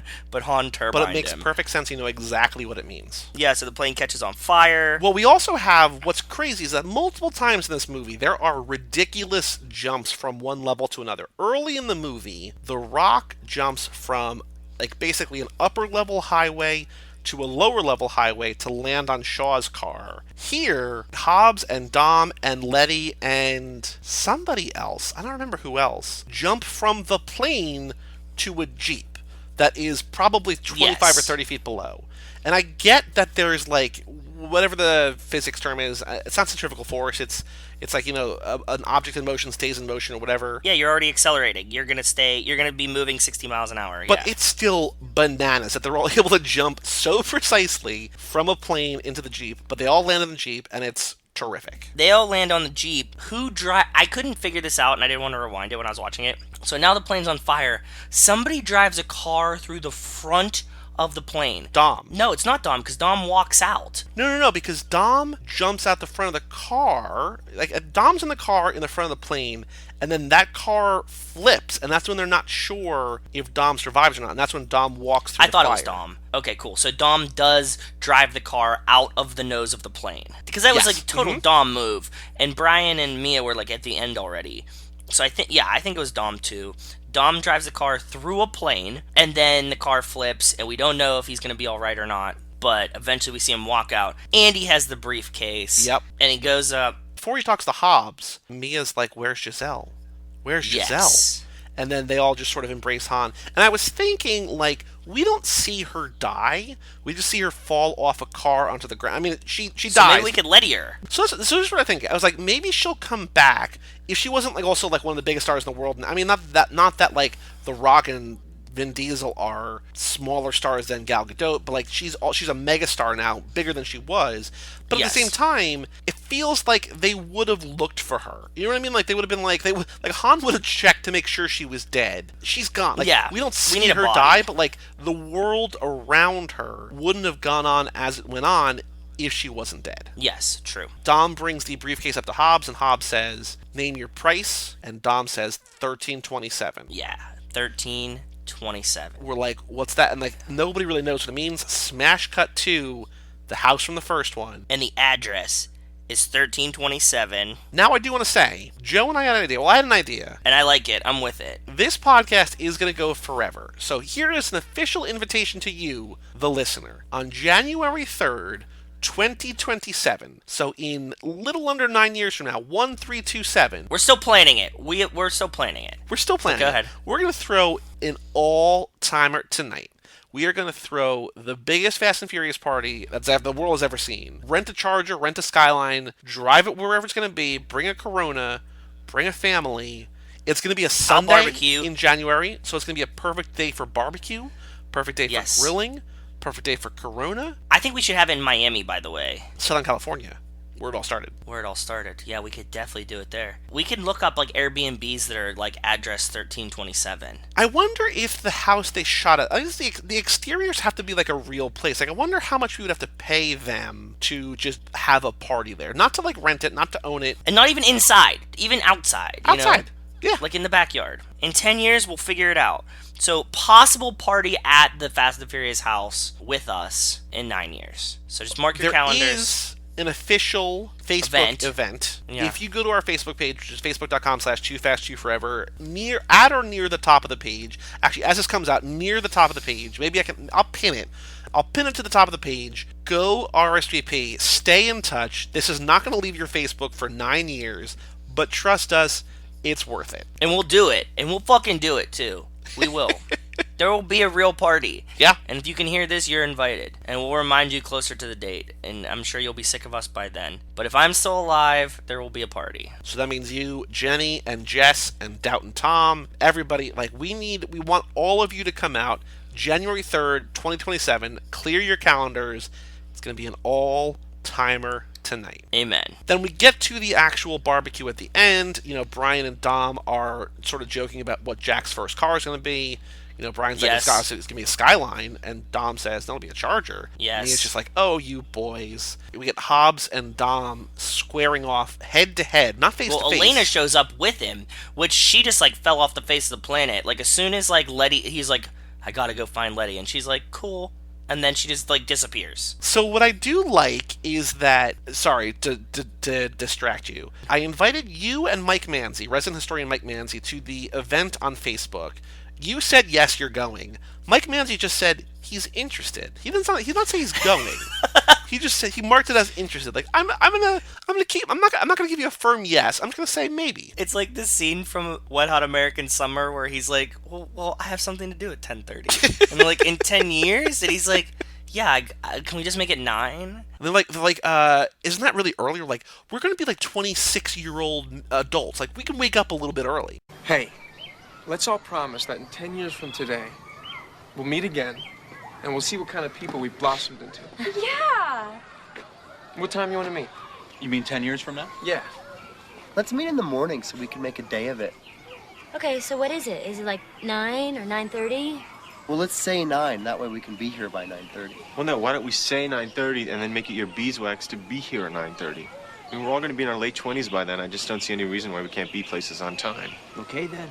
Settled. 9:30 it is. All agreed? Agreed. Yeah. Agreed. Yeah. Great. Because I have something at 11. You just got like a trapper keeper full of appointments, right? No, I have something at 11 that I can't change again because I already moved it twice. That's what it reminded. He's like, no, like, I'm busy at 10, and they're like, what? Like, in 10 years? But then, so we get the head-to-head, head-by-head of Hobbs and Dom side by side. But Yes. then, the last thing that happens in the movie before the credits, Roman takes the first bite. Brian's like, oh, house rule, you gotta do grace. No, you're missing a whole bunch of shit. We confirm that Han is like, I gotta go to Tokyo. Yep. I got something I gotta take care of. Yep. Which leads us to know for a fact that 6 comes before 3. So 4, 5, and 6 exist. Well, and we then knew go that to 6 3. came before 3 because Han dies in 3 and Han's alive in this one. Yes, but I mean, we have the logical chronological conclusion. Because remember we were like, did he go to Tokyo and come back? Or like, well, remember we were talking about this in the last ones? Like, no, he's going to Tokyo. Well, I didn't think that the Tokyo that we saw in Tokyo Drift was like he went and came back. Like, I always knew that was his last trip. I thought he had gone there earlier and come back. Because he and Giselle at the beginning of this movie are somewhere in Asia. I don't know if they're in Korea.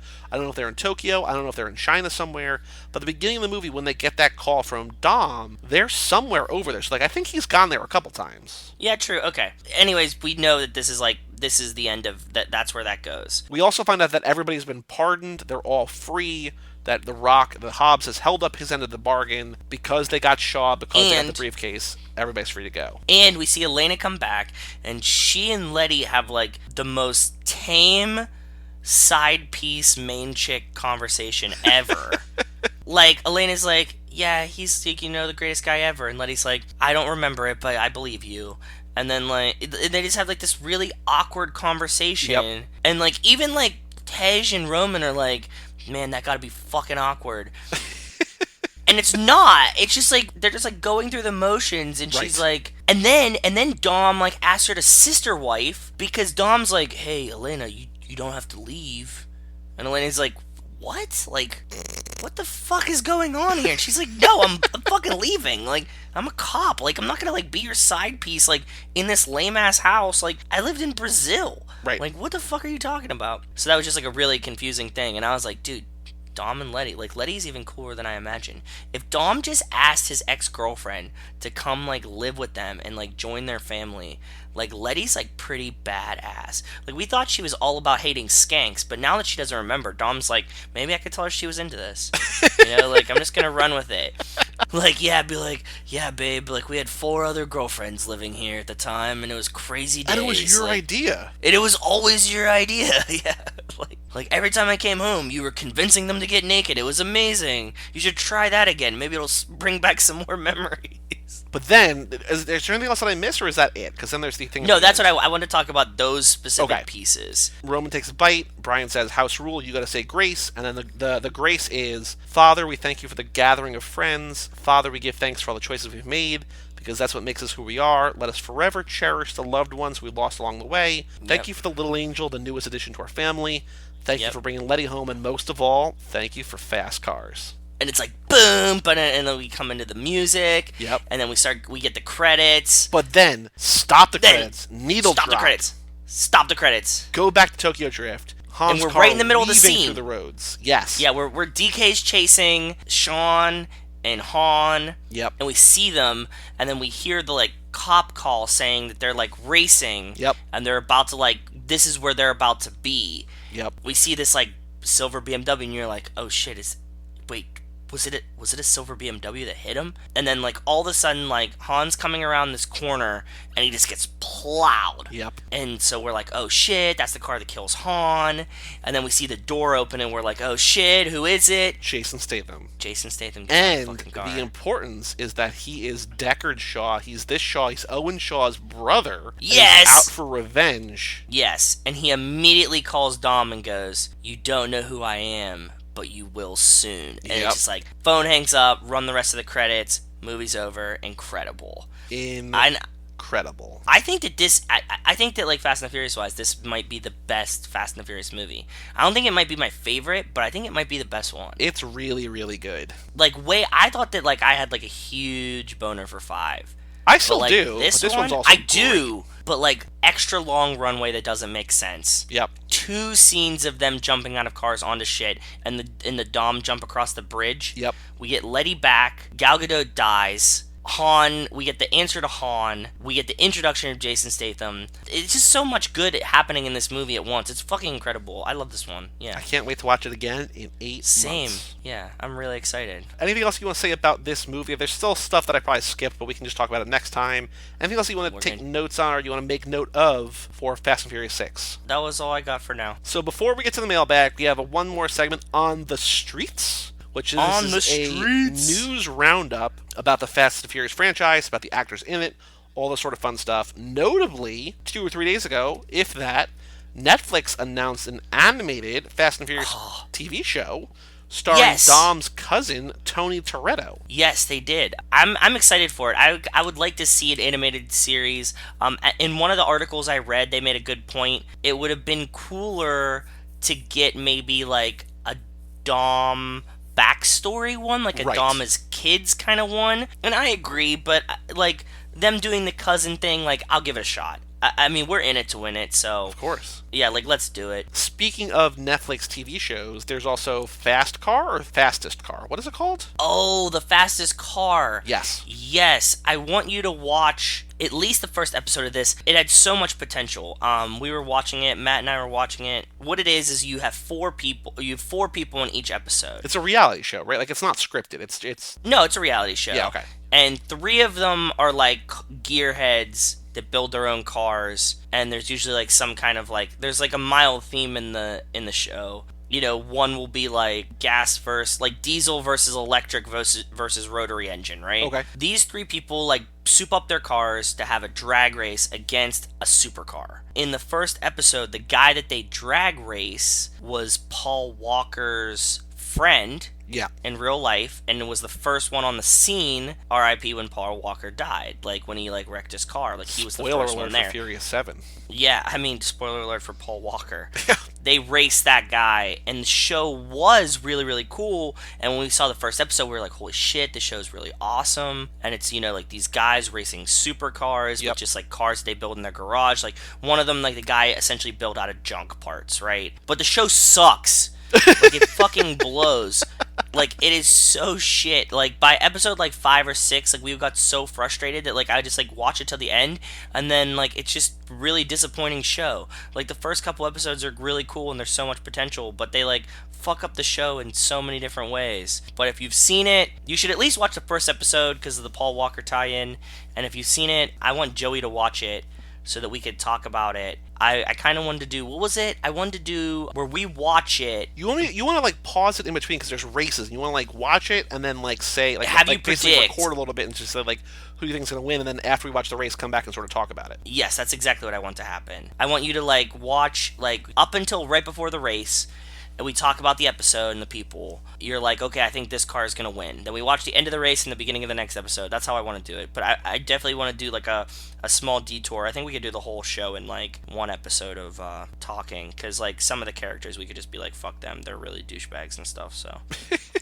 okay, another, what is it, on the streets? As we learned like today or yesterday, there is the Fast and the Furious ride is officially opened at Universal Studios. Supercharged.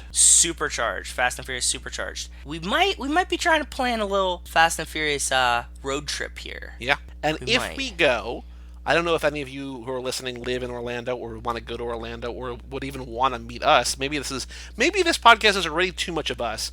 But if and when we go, and I think it'll be this summer, Yeah, I think so. we will let you know when we're going, and you can email family@cageclub.me. And if you go to Universal Parks in Orlando and you want to meet us, we could have a real family get together for Too We Fast, could Too all ride Far. the ride together. Wouldn't that be really cool? And we could take Yeah. pictures outside of it. Yep. I'm really excited. I mean, I'm gonna fucking do that if you guys want to join or not. So this, I mean, like if you want to be in the picture, then sure. But if not, fine. Fuck it. I'm gonna still go there and enjoy it because I like Universal Studios and I really like Harry Potter World a lot. Well, actually, so I do want to say, check our Facebook page, facebook.com/toofast2forever. Check Twitter @CageClubPod on Twitter. But if we go the weekend we were talking about, which would be the weekend of June 8th, that's only, like, when the next episode comes out, that'll come out on June 1st. As of right now, the tentative plan is June 8th. Don't know if that's going to stick or not, but We're working out some kinks. keep that in mind. Yeah, just keep it in mind.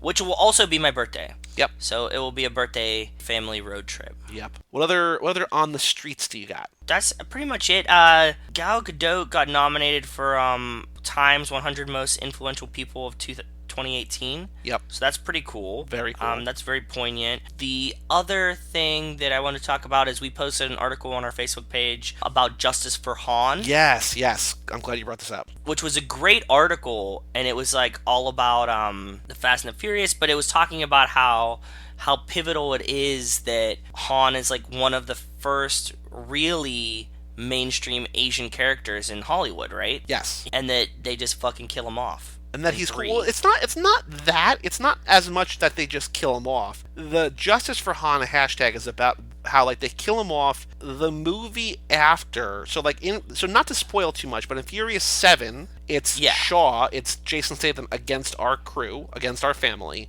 Yes. But then in 8, Jason Statham is suddenly sort of teaming up, and in the upcoming spin-off Hobbs and Shaw, they're essentially on the same team there, ostensibly. Yeah, and they're like, he kills Han. He intentionally he murders Han, and within 2 movies, he's suddenly part of the family. And so the Justice for Han is about how Han was like this groundbreaking character, this like really influential Asian American actor. I think Han might arguably be my favorite character in the Fastiverse. He's great. Like, I think he might be my favorite one. Like, he's just so cool in every sense of it. Yeah, I really love Han, so... But Justice for Han, it's just like, it's not that he died, it's the fact that like he died and then the guy who killed him is suddenly just like welcomed with open arms, like nothing, like that Han had no place in the family's life. Like, it just sort of like an afterthought. So that's a bummer. It is a bummer. It's a really cool article. Yes. Go check it out. We posted it on our /film.com. Facebook page. Yep. Yeah, it was really cool. Speaking of Shaw, though, my little last bit of on the streets is that we got a confirmed director for Hobbs and Shaw, which is coming out next year. It's David Leitch. Who's that? Directed a few scenes in John Wick, but then went on to direct Atomic Blonde, and then went on to direct Deadpool 2. So this is like a which we will see soon. big movie director. He comes from the world of stunts. Like, he was one... So the 2 guys who directed John Wick, it was this guy, David Leitch, and it was this other guy, Chad Stahelski. And the two of them both came from the worlds of stunts, and they both went on to just become like good action film directors because they know how to make these scenes look great. They know how to do them right. And so Atomic Blonde is awesome. Hashtag Watch the Throne. Go listen to our Charlize Theron podcast. Go listen to our Keanu Club episode of John Wick Chapter 2. Or John Wick Chapter, just the first John Wick 2. But I'm excited that he's now officially attached to Hobbs & Shaw because this movie had great action in it. Hobbs & Shaw is going to have even better action in it. I mean, I'm Hopefully. just psyched. Yeah, I'm excited too. That'll be really cool. I'm not the hugest action movieer, right? Like, I'm really not. But I enjoyed John Wick. It was pretty good. That's an understatement. John Wick is I incredible. know. I watched it with Matt and Zach telling me about how great it was and how excited they were. And I watched it and I was like, it was a pretty good movie. Like, I liked it. I'm just not an action movieer. Like, I'm not. Like a purely action movie, like, does really nothing for me. So, yeah. But yeah, it's good. I can understand why people love it. I think for an action movie, for me to say it was good is, like, a good thing. Like, I'll give it, like, a 5 of 10. Yeah, but you love these movies. These movies are just straight up action movies. Since somewhere in 3, these are action movies. And you love 5, 6, and 7, pretty much, I think. Yeah, we'll but find out. I'm invested in the characters. I get it, like, but also at the same time, like even if you love the characters, like, you know, it's an action movie. Like, these are action movies. These aren't movies about cars John anymore. Wick They're doesn't action have any movies. like dumbass parts of it. You know what I mean? Like, that ain't a plane, that's a planet. You know, like, he doesn't say that. Like, it's too much of like grounded in reality, but like also a badass action movie. I'd prefer to, you know, have it be more fun. And I think the Fast and Furious movies are action movies, but they're more fun. Oh, actually, one other thing that's sort of an on the streets, sort of an extracurricular activity. Since we last recorded the last episode, I went to go see Rampage, which is the new movie starring The Rock, and it is. I like it so much more than I like Jumanji, which I know you love Jumanji. Wow, I love Jumanji. I know, I didn't love Jumanji. Rampage is dumb, but it knows exactly what it is, and it's winking at the camera the entire time, essentially. Like, it's just this big, dumb action movie. Knows what it is. It's really fun. I recommend it. The Rock is great in it. It's got good action. I think I'll go see that next week. Yeah, if the Penguins aren't playing on like a Tuesday night next week, I think I'll go see Rampage. And then he's got another movie coming out this summer called Skyscraper. So, like, this is a big year for The Rock. The Skyscraper, doesn't he play He plays the skyscraper. He is the skyscraper. He just plays a building. It's like fucking Power Rangers. Yeah. He's just like, yeah, that's awesome. Yeah. Yeah. Wasn't there like a cartoon? Was it in like Big or something when he's like, the building turns into a man, and he's like, that's not fun. Isn't it Big? I don't remember. It's like one of the ones with Robin Williams or something where it's like that one, and they're like, what about this building that turns into a man? If you know what this movie is that I'm talking about, I think it's Big. If you know what movie I'm talking about, write an email to us. Yeah, I just googled that phrase and nothing's coming up. They're all just like, oh no, it is Big. Josh doesn't get it scene. Okay, I was right. Fuck, that's amazing. Good for me. Thank you. There you go. My brain sometimes works. I drink a lot. So.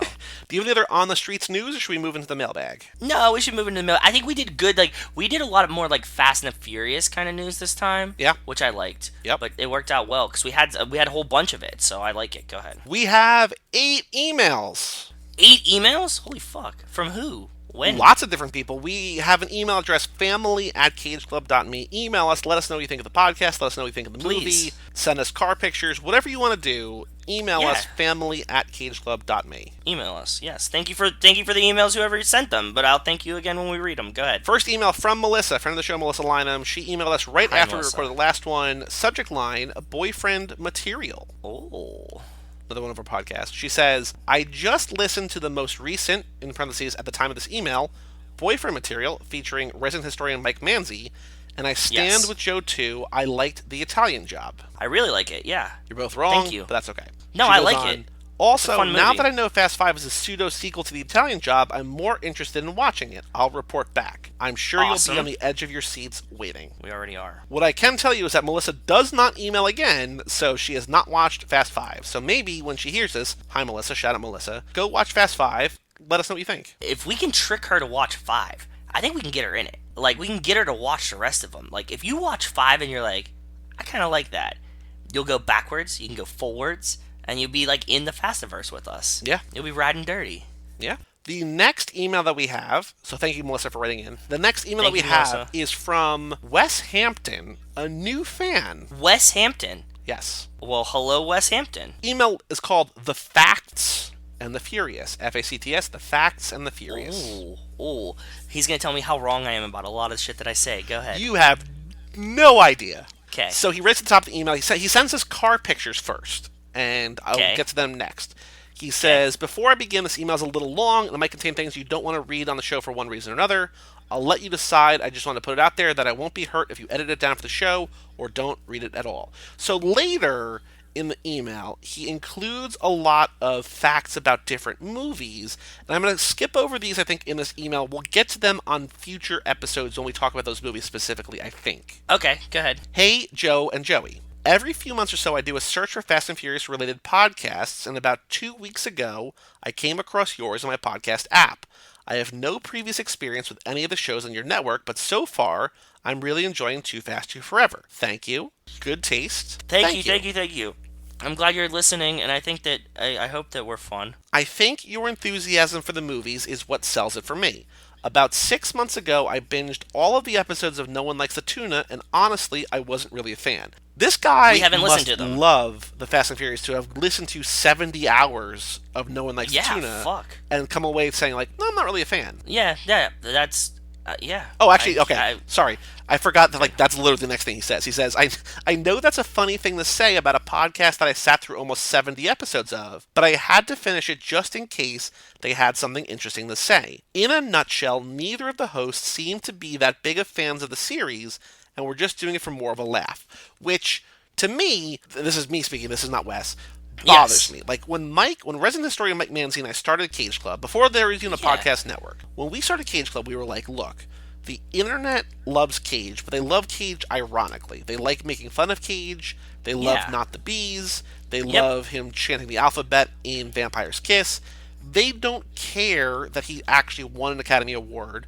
They don't care that he's in these great, great movies that nobody's ever heard of. So Mike and I were like, look, we're going to go through and we're not going to say like shit smells like a rose, but we're going to give every movie a fair shake. Optimistic. And we're going to try to find the good in everything.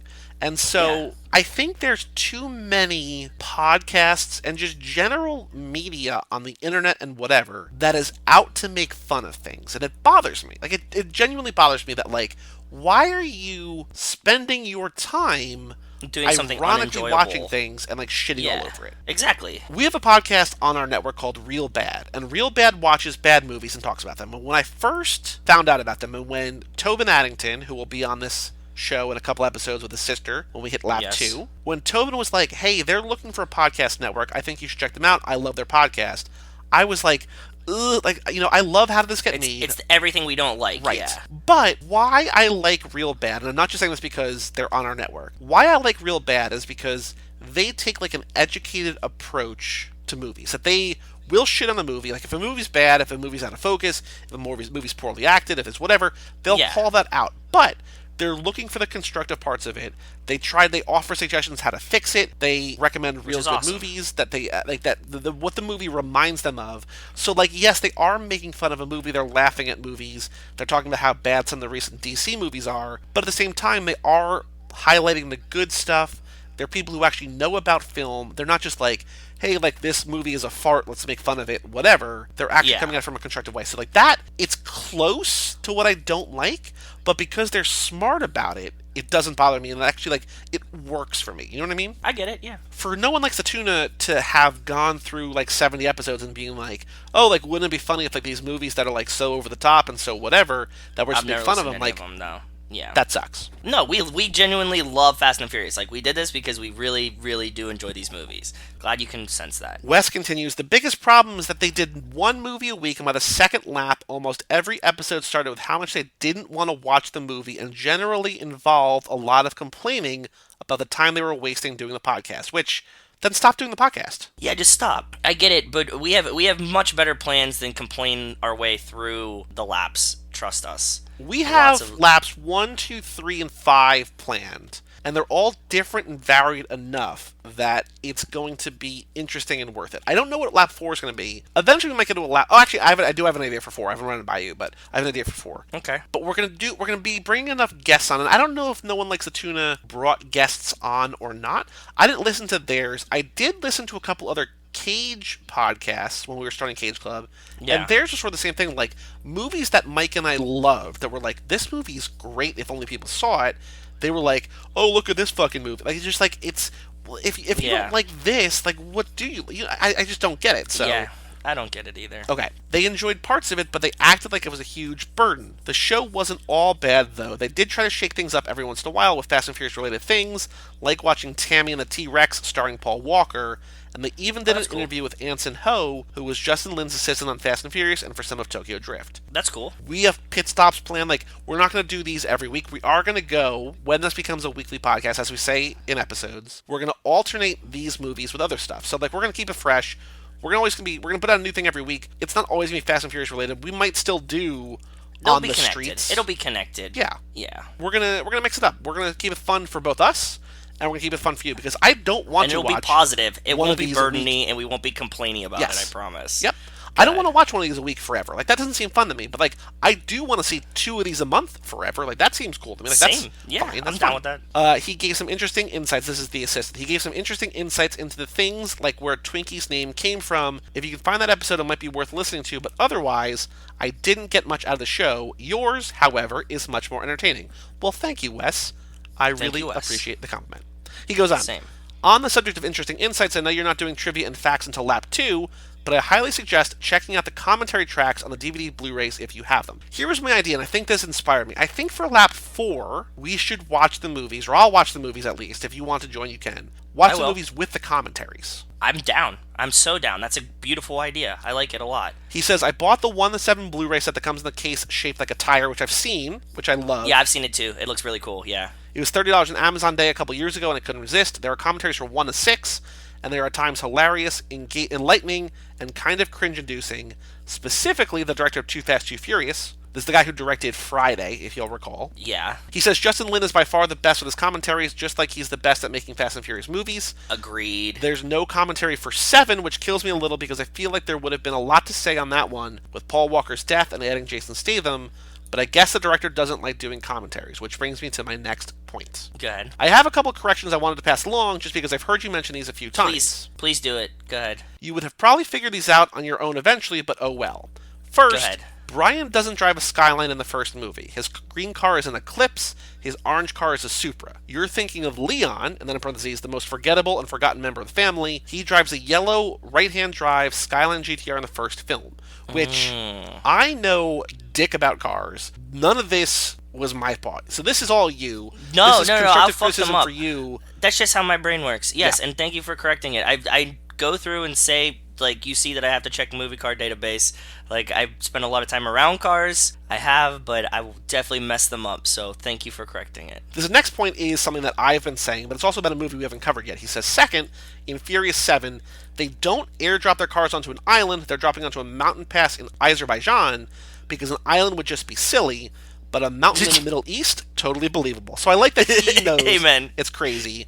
But yeah, we've been saying, but like, also, I do want to point out that like, I haven't seen the movie in a while, but also we don't remember like details from Fast 5. We just talked about it like a month ago. You know what I mean? Like, so we're gonna get things wrong all the time. So please, Wes, and whoever else is listening, please feel free to email corrections, because we'll read them, because I'm definitely down to do edits about it. I like to say it, because I'm sure that I'm saying wrong shit all the time. Yep. And yeah, we definitely don't remember them, especially 7 and 8. I haven't seen those a lot. Like 1, I've seen a ton, and like mixing up the cars, definitely my fault. But like 7 and 8, like I don't even remember plot problems with that one. Like, you know what I mean? Like the plot, so. He says, lastly, Justin Lin only directed 3-6. James Wan directed 7, but the latest reports are saying that Justin Lin is coming back to direct 9 and 10, so that's something to look forward to. Yes, I've heard this too. My buddy at work was saying that he was reading reports that Justin Lin was coming back for the last ones too, so that'd be really cool. I think I said that right once, but I know that I've said it wrong probably 20 times. So like, I think in my brain I knew that somebody different directed 7.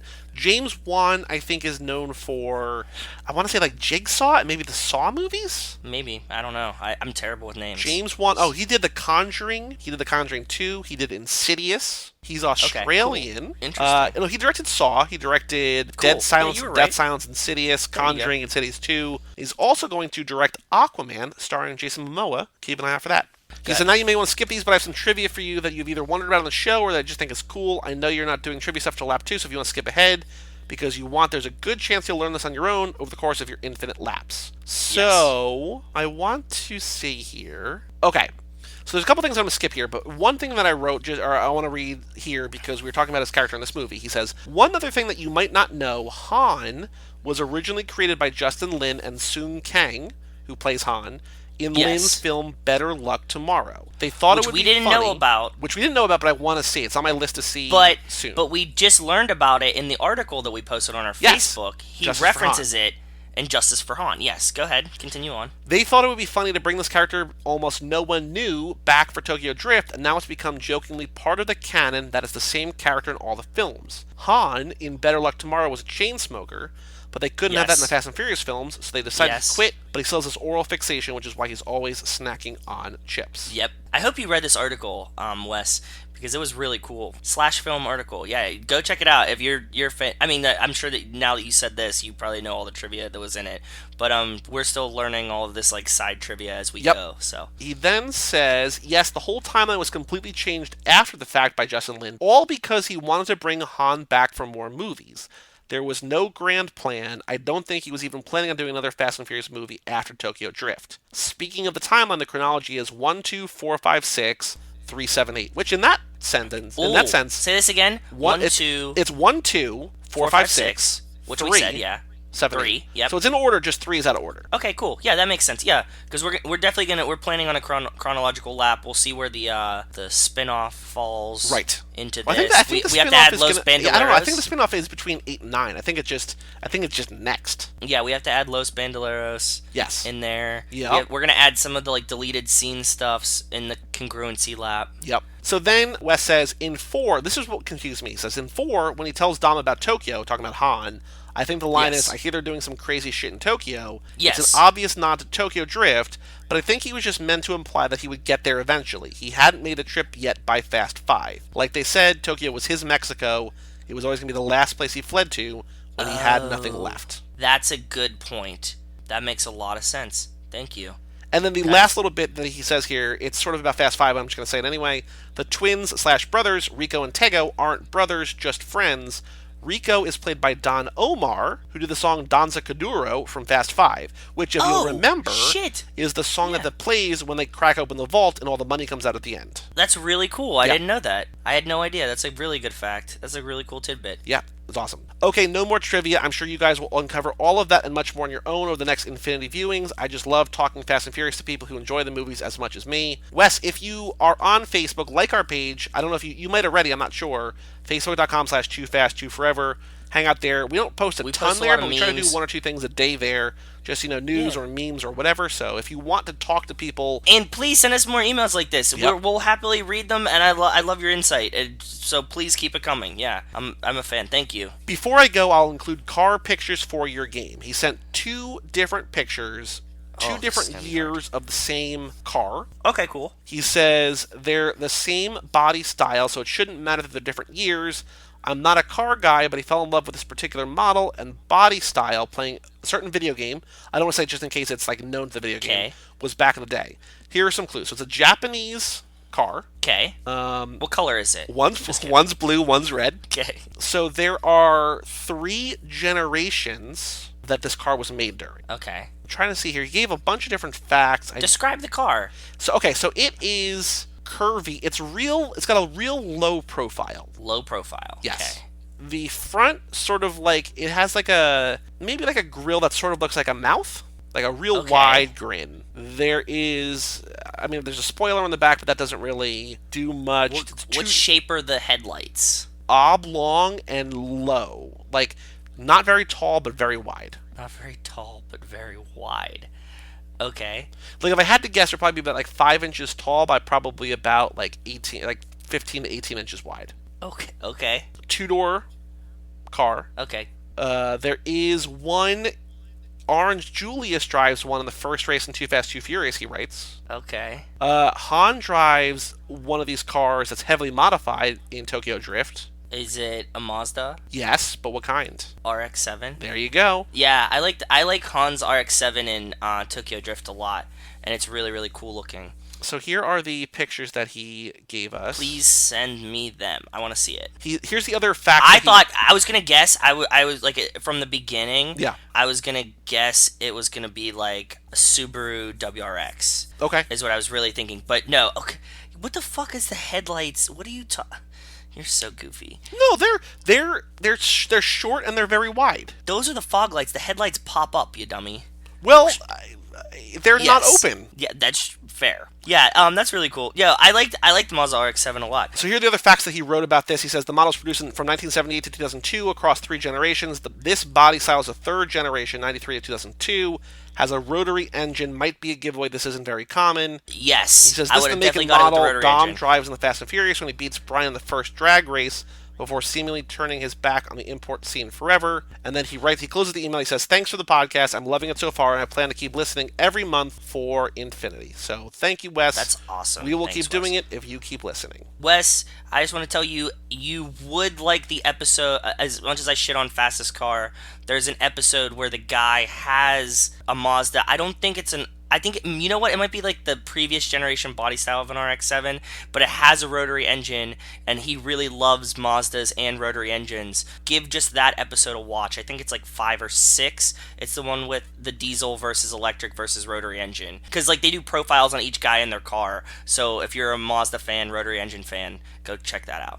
Cool. That's my recommendation. Next email we have is from Jess Montez. Just Montez. Subject line, binging. Okay. Guys! All capital letters, Jess! exclamation point. I love Jess's enthusiasm. Go ahead. I'm finally catching up. I'm glad I'm not the only person who dislikes Too Fast, Too Forever. Which, I don't know if you're talking about us. We both like it. We just don't like it as much as other movies. Yes, agreed. Although the first one's still by far my favorite, they just really go downhill after this. Jess, what I are don't you think so, talking Jess. about? I don't think so. She says, here for the shit show. So, thanks, Jess, I guess. Don't know.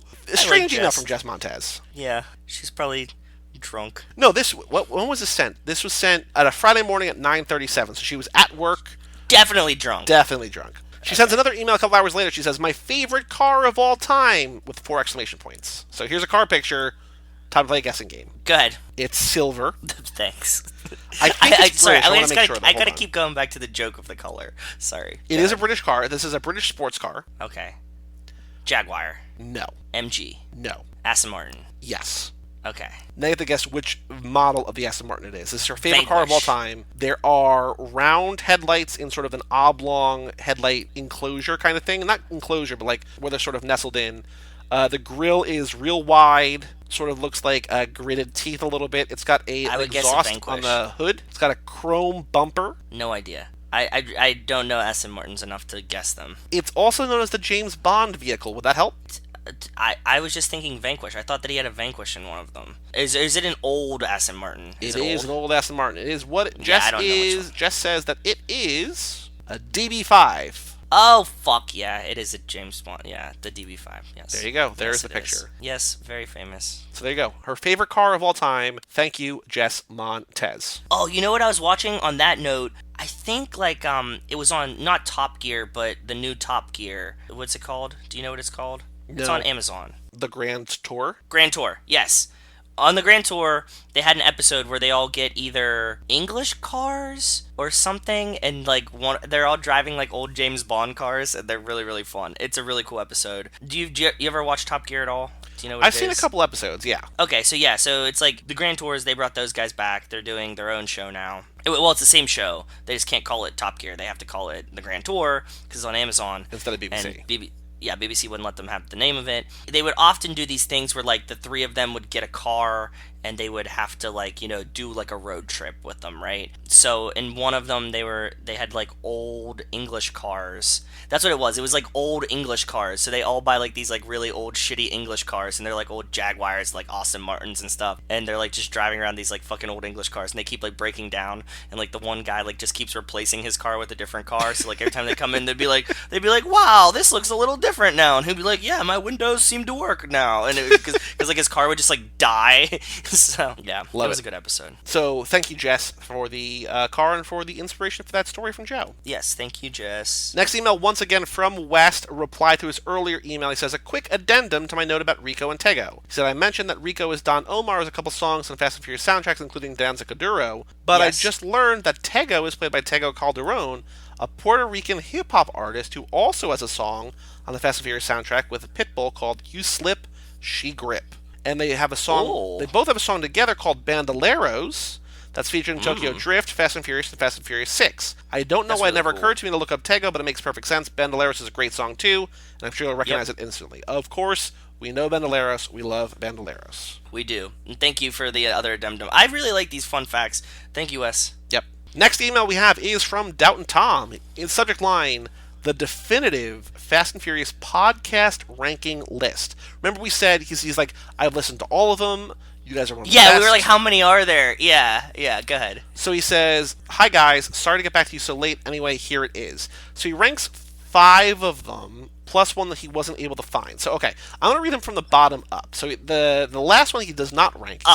He says there is also the Nos cast, N-O-S cast, but everywhere I find them online, there's an error and the episodes are unplayable, so I can't rank it. So there's another one out there, but it's not working. They need to get their shit together. That's me saying. That's not Doubtin' Tom saying it. Yeah, exactly. Number 5 of 5. No one likes the tuna. Oh, so he agrees with Wes. Okay. He says the stuff that could have been legend, but we only have the final episodes of this podcast, and by then, they seem very tired out from marathoning the franchise. They go off topic a lot, to the point where I could actually prescribe them Ritalin. Amazing name, terrible content. Well, I am self-proclaimed ADD haver. Drug-induced, though. Yep. So I'm glad that we are less distracted than them. Yes. Thank you. I'm sort of curious, because remember when we found out about them, and I was like, shit, there's another one that is exactly like us, and I was like, look, they have like 70 episodes and like 56 were uploaded on the same day, so like, we knew that something was goofy there. Wes was saying that we caught them near the beginning, they were only just missing a little bit. Tom's saying that we were missing a bunch. Maybe Tom just thinks we're missing a bunch because they just got tired out, but it seems like maybe they just got burnt out really quick. Whatever it is, maybe. We're all in agreement that we're missing the beginning of that podcast, and it's sort of incomplete. We can't know what it was. We just sort of know what it became, which seemed to be, apparently, a couple guys who hated talking about these movies. Yeah. Also, sucks. Here's another thing, and thank you. This is, again, thank you for writing in. If you don't want us to get burnt out on these movies, keep writing emails. Like, if we just have entire episodes of emails, that's us less time talking about the movies. I don't think we're going to get burnt out on the movies for a long time anyways. We like them too much. And we're not going to, we'll be fine. It says number 4, The Fast Cast, a podcast who started right before the release of Fast and Furious 6. For someone who came to appreciate the franchise recently like me, this provides a first-hand account of how devoted fans approached some of the later films as they were being released. Complex issues such as handling Paul Walker and Sung Kang's characters and the chronology are explored a lot. So that sounds really cool. I hadn't found that one in my really, really preliminary basic research. That sounds cool. We will have to get to the same things, like when Hobbs and Shaw comes out. Yep. We're gonna have to figure out how it's gonna fit in and stuff. So we will definitely do the same thing, hopefully. Yep. Number 3, the BS Report / Bill Simmons pod featuring Adam Carolla. Decently entertaining analysis of the more ironic parts of the later films. Think, and then he references the number 1 podcast, but more casual. So Bill Simmons, I used to read Bill Simmons articles on ESPN all the time. Bill Simmons left to do Grantland, which shut down. Now he's on The Ringer. He's the chief over at The Ringer. Oh, my boss used to love Grantland. He used to read Grantland all the time. Yeah. Bill Simmons is a big Boston sports fan. I've never listened to his podcast. He was just on Mark Maron's podcast on a very long episode, and it was great. And so I used to really like Bill Simmons. I just sort of drifted apart, because he just went and did his own thing, and I just didn't read Grantland. I read The Ringer for a while, don't read it now, but I do like Bill Simmons, so the fact that they talk about, I don't know how often they talk about the Fast and Furious, but cool that they do. So anybody who's talking about this... Yeah, that is cool that they do. Cool that they do. Number 2, Too Fast, Too Forever. That's us. I think Adam Carolla is like a big car guy. But yes, thank you for we're number 2. That's good. And we're working our way up. We will be number 1 one day, hopefully. Tom says, a recently started monthly podcast that looks very promising, excellent and insightful analysis of the earlier films so far. So, thank you. I want to listen to that one. Those guys sound good. Number 1, How Did This Get Made, which is a podcast that I love, that I listen to. Oh, yeah. How Did This Get Made? It's fucking incredible. He says, hysterical analysis of the more ironic aspects of the later films that you might not have noticed. This is some big-name comedians and a strong following, hard to top. So, I mean, I have no problem being number 2 on this list because... Absolutely. I was nervous when we were number 2. It's only because of number 1 that I watch these movies at all. Because they covered Fast 5 and I was watching all the movies they did. It's your inspiration. There we go. Thank you, Tom. Thank you for your generous rankings. Thank you for writing in. Love it. Thank you. Yeah, we appreciate it. Thank you, Tom. Next email from resident historian Mike Manzi. Subject line, Fast 9, but 9 N-E-I-N, like no in German. in German, yeah. 9. He says, Dear fam, I have not read this yet, but I knew it was out there, and since you are the place for all things hashtag Fast and Furious, and he wrote out hashtag Fast and Furious. He did not use the hashtag, he wrote out hashtag awesome. Fast and Furious. I needed to send this to you. I was only aware of the poster and not the 71-page screenplay. At least this qualifies as content, aka sweet, sweet tent. Can't wait to ride along, but until then, stay hungry. Signs it Mikester. He says, from now on, I'm using my DJ name to sign off on all hashtag 2F2F emails. Yeah. Mikester. I like it. The Mikester. Resident historian. The Mikester. And it's like, sounds like the Napster, and we have the connection to fucking the Italian Job. So the Mikester works perfect. Go ahead. Have I sent you, or have you listened to his mixes? I have like 8 of them. No, you meant to, and I don't think you ever sent one. You meant to. He has like sort of like, you know, would. CD length, like 40 to 60 minute mixes, like DJ mixes. That's like, awesome. I want to hear them. And they all have Send the stir Mikester. in the name. Like I remember one's called Sturricane, I think. That's so awesome. But stuff like Disturbia, I I think, I don't remember if Disturbia is one or not, but like it's all stuff like that, so I can send those to you. That's so awesome.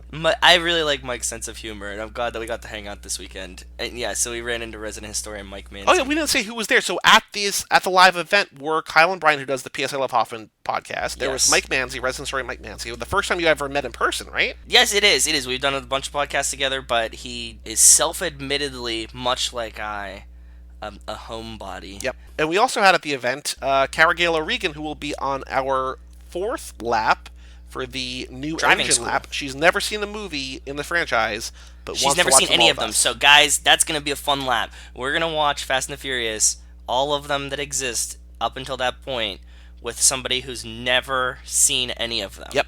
And she's a host of the Wistful Thinking podcast here on the Case Club Podcast Network, so go check that out. I'm very excited for our lap, too. I'm excited for all the laps, Yep. but I think that you can see that we're going to keep it fresh. Yep. We're going to watch the movies with somebody who's never seen... How rare is it to find someone that you could say that like has never seen a Fast and Furious movie? She's never seen one. I know. She's never seen the first Fast and Furious. Yeah, I know. Can you imagine going back and rewatching it for the first time when we were like talking about this? Yeah, it's going to be a fun lap. Okay. Mike writes, P.S. I think I may go by Mikester when I do my lap like it's my Fast versus Nom de Plume, or should I say Dom de Plume. Oh, I like it. He says, PPS guys, what would your Fast and Furious name be if you were in the crew? Ooh. I think I would probably just be Lou. Ooh, I like Lou. So That's a Lou is good the name one. that I use at pizza places and stuff, like when I do leave your name for like a reservation for a table, you know, take out order Oh, or really? whatever, because there's too many Joes, there's too many Joeys, especially in New Jersey. But Lou, L-E-W, it works. I think I would be either Vito or Sal. No, you know what we should do? What? Lou and 2. Lou and 2? I would just be 2? Yeah. Oh, I like that. Lou and 2. I like Lou and 2. We would be like the brothers, like our twins, as we call them that aren't twins. Rico and Tego? Yeah, we'd be like them. Yeah. Be like Lou and 2. Low and slow. Low and slow, just like some barbecue. So, okay. So, what he sent is about Fast 9. I'm going to put this link in Discord right now. There is Fast 9, The Fast and the Fuhrer. The Fast and the Fuhrer? Is the most ridiculous car movie you will never see. Fuck. Did nobody made it? This script is the masterwork of Jordan Van Dina, a screenwriter whose satirical eye is belied by the punny title. I urge you to read the script for yourself because it's a certain type of genius. He talks about the master race. So he says... Oh, God. Oh, you caught me off guard with that one. He says, do any of those have a young Hitler playing with a Volkswagen, Brian undercover in the Chancellery, Dom racing against Hitler in a contest actually called the Master Race? So there is this whole thing That's so incredible. Oh God, There that's is really funny. a Indiegogo page with a target of $100 million to make this movie. To date, Okay. as of the article, which came out this a couple years ago, looking for $100 million has raised $528. And Nice. the guy who wrote it So he's says, well on his way. I don't see a We'll get cent it. until the 100 million target is reached. Since that'll never happen, I just hope it drives traffic back to my other scripts. So this guy is not delusional. He knows it's not going to happen. But I do want to see, so it's still there. You know what we should do? Oh, it was closed. He raised $576, but then closed his Indiegogo, so you can't even donate it to it anymore. We need to call Prank Harold I know. or Prank Henry and have him donate some money to this script writing. Prank Harry just had another baby. No, Prank Harry's brother had a baby. Still unnamed as of this recording. That's the script, or that's the article I sent you, and then here on weekendscripts.com, there is the 72-page Fast 9, The Fast and the Furor. I want to do like as one of our detours. I think we should read it as characters, and we should get a full cast going for it, and we should just read out. Like we could do like a word, like an audio book, Like a of the Sharpay's movie. Fabulous Adventure 2 style? Yeah, but what we're gonna do is we're gonna just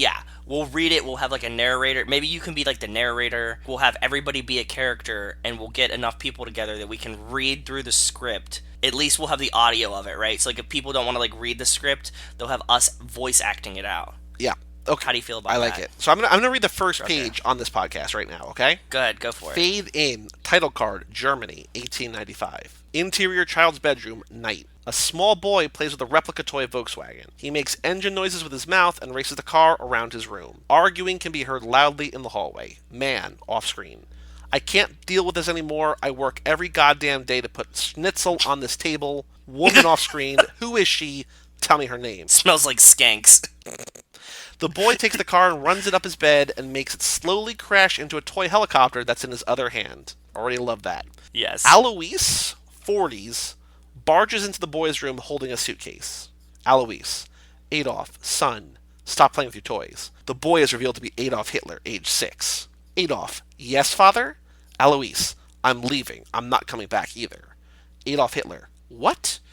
Alois, look, I met a Jewish lady at Oktoberfest, and she may not be the best-looking gal around, and she nags a bit, but she treats me right. Adolf Hitler, what about our family? Alois, family is bullshit, Adolf. Remember that. Family does not matter. The only thing that matters... Alois picks up Adolf's toy car. Alois continued, a man's car. It's the only way to escape. If you have your car, you have power. You have freedom. Alois grabs his suitcase and walks out. Adolf studies his father leaving. A rage builds in his eyes. Fast 9. The Fast and the Furor. This is so incredible. We have to act it out. We have to voice act it out. So there we go. I want to do it. Cool. I don't know who I want to be. If I need to be... Maybe I can get some children involved, too. As young Adolf? Yeah, as young Adolf. Cool. One more email sent today by superfan Jenny McMullen. Thank you, Jenny. Thank you, Jenny, for thinking about us. We appreciate you. She says, hi, guys. I figure you might be recording tonight. Correct. Indeed. Thank you, Jenny. Thank you. So here's my latest email just in time, I hope. My husband has restored 5 cars. That's really cool. No, that's really a lot. I think my dad has done, I guess, like, 1 full one, and then he does, like, work on some of... No, 2. It's like buddies helped him with 2. So yeah, it's like a long process, man. Yep. Like this is like 5 is a lot. She says his first was a 67 Firebird convertible around 2002. He has since done the blue one also. His latest is the El Camino. Also since 2002. You will eventually guess what the Damn, second one is, and tonight you will guess what the third one is. Ooh. I know Joe will like this one from what I've gathered on previous episodes. She tells me what it is. You can take it from there later, Jenny. Okay. So the country of origin is... America. I believe America. Yes. Yes. Color is blue. Thank you. Needed that. The year is 72. Okay. It is a long, hard body. Okay. It's... Oh, boy. This game is not getting easier for me. Jesus Christ. The headlights, there are 2 on each side. Okay. The grill is split, sort of like a half grill on both sides in front. Okay. I can't tell if that's black from shadows or just like reflections. It's got a sort of like a textured hood, but it doesn't necessarily... I don't think that what I describe is going to help you in the slightest. I'm gonna guess that it's a Mustang. No. Not even. It's not a Ford either. Okay. The side windows, it's a two-door car. The side windows, like the front window is a full, like there's no front portion, if that makes sense. Like there's no like sort of split like it is modern. There is sort of a back half that's like a rounded, sort of like a half of an oval in the back that does not open by the looks of it. Okay. Again, a sort of like a low profile kind of car. On each in the front, under each of the sets of headlights, there's a third headlight, maybe it's a fog lamp, maybe it's a yellow light, I'm not sure. Like the turn signals, maybe? Possibly. Okay. Probably. Is it an Oldsmobile? It is. What kind? Oh, 72. Is it a Cutlass? It is. That's cool. Yes. So then that's awesome. My dad is preferential to 1970s Cutlasses. And he fuck yeah, that's fucking gorgeous. I'm gonna forward these pictures along to him because he's gonna be really, really fucking stoked on this. Yeah. And I have to we'll have to send you some pictures. I'm gonna find some pictures of the Cutlass that my dad did. We'll get Joey to email them back to you so you can see it and you can show your husband. Dude, my dad is such a huge Cutlass fan. His first car was a 1970 Cutlass, so he's a big, big, big fan. He likes 71s because he says that in the 70s they had less gas regulations on the cars. Okay. So the engines starting after 70, they started making them smaller to get better gas mileage because we had the whole gas shortage and shit. 72 is still up there before they really fucked with it, but I think around 73, 74 they pretty much gutted the Cutlass and put this really terrible motor in it. Yeah, that's awesome. Fuck yeah. Cool.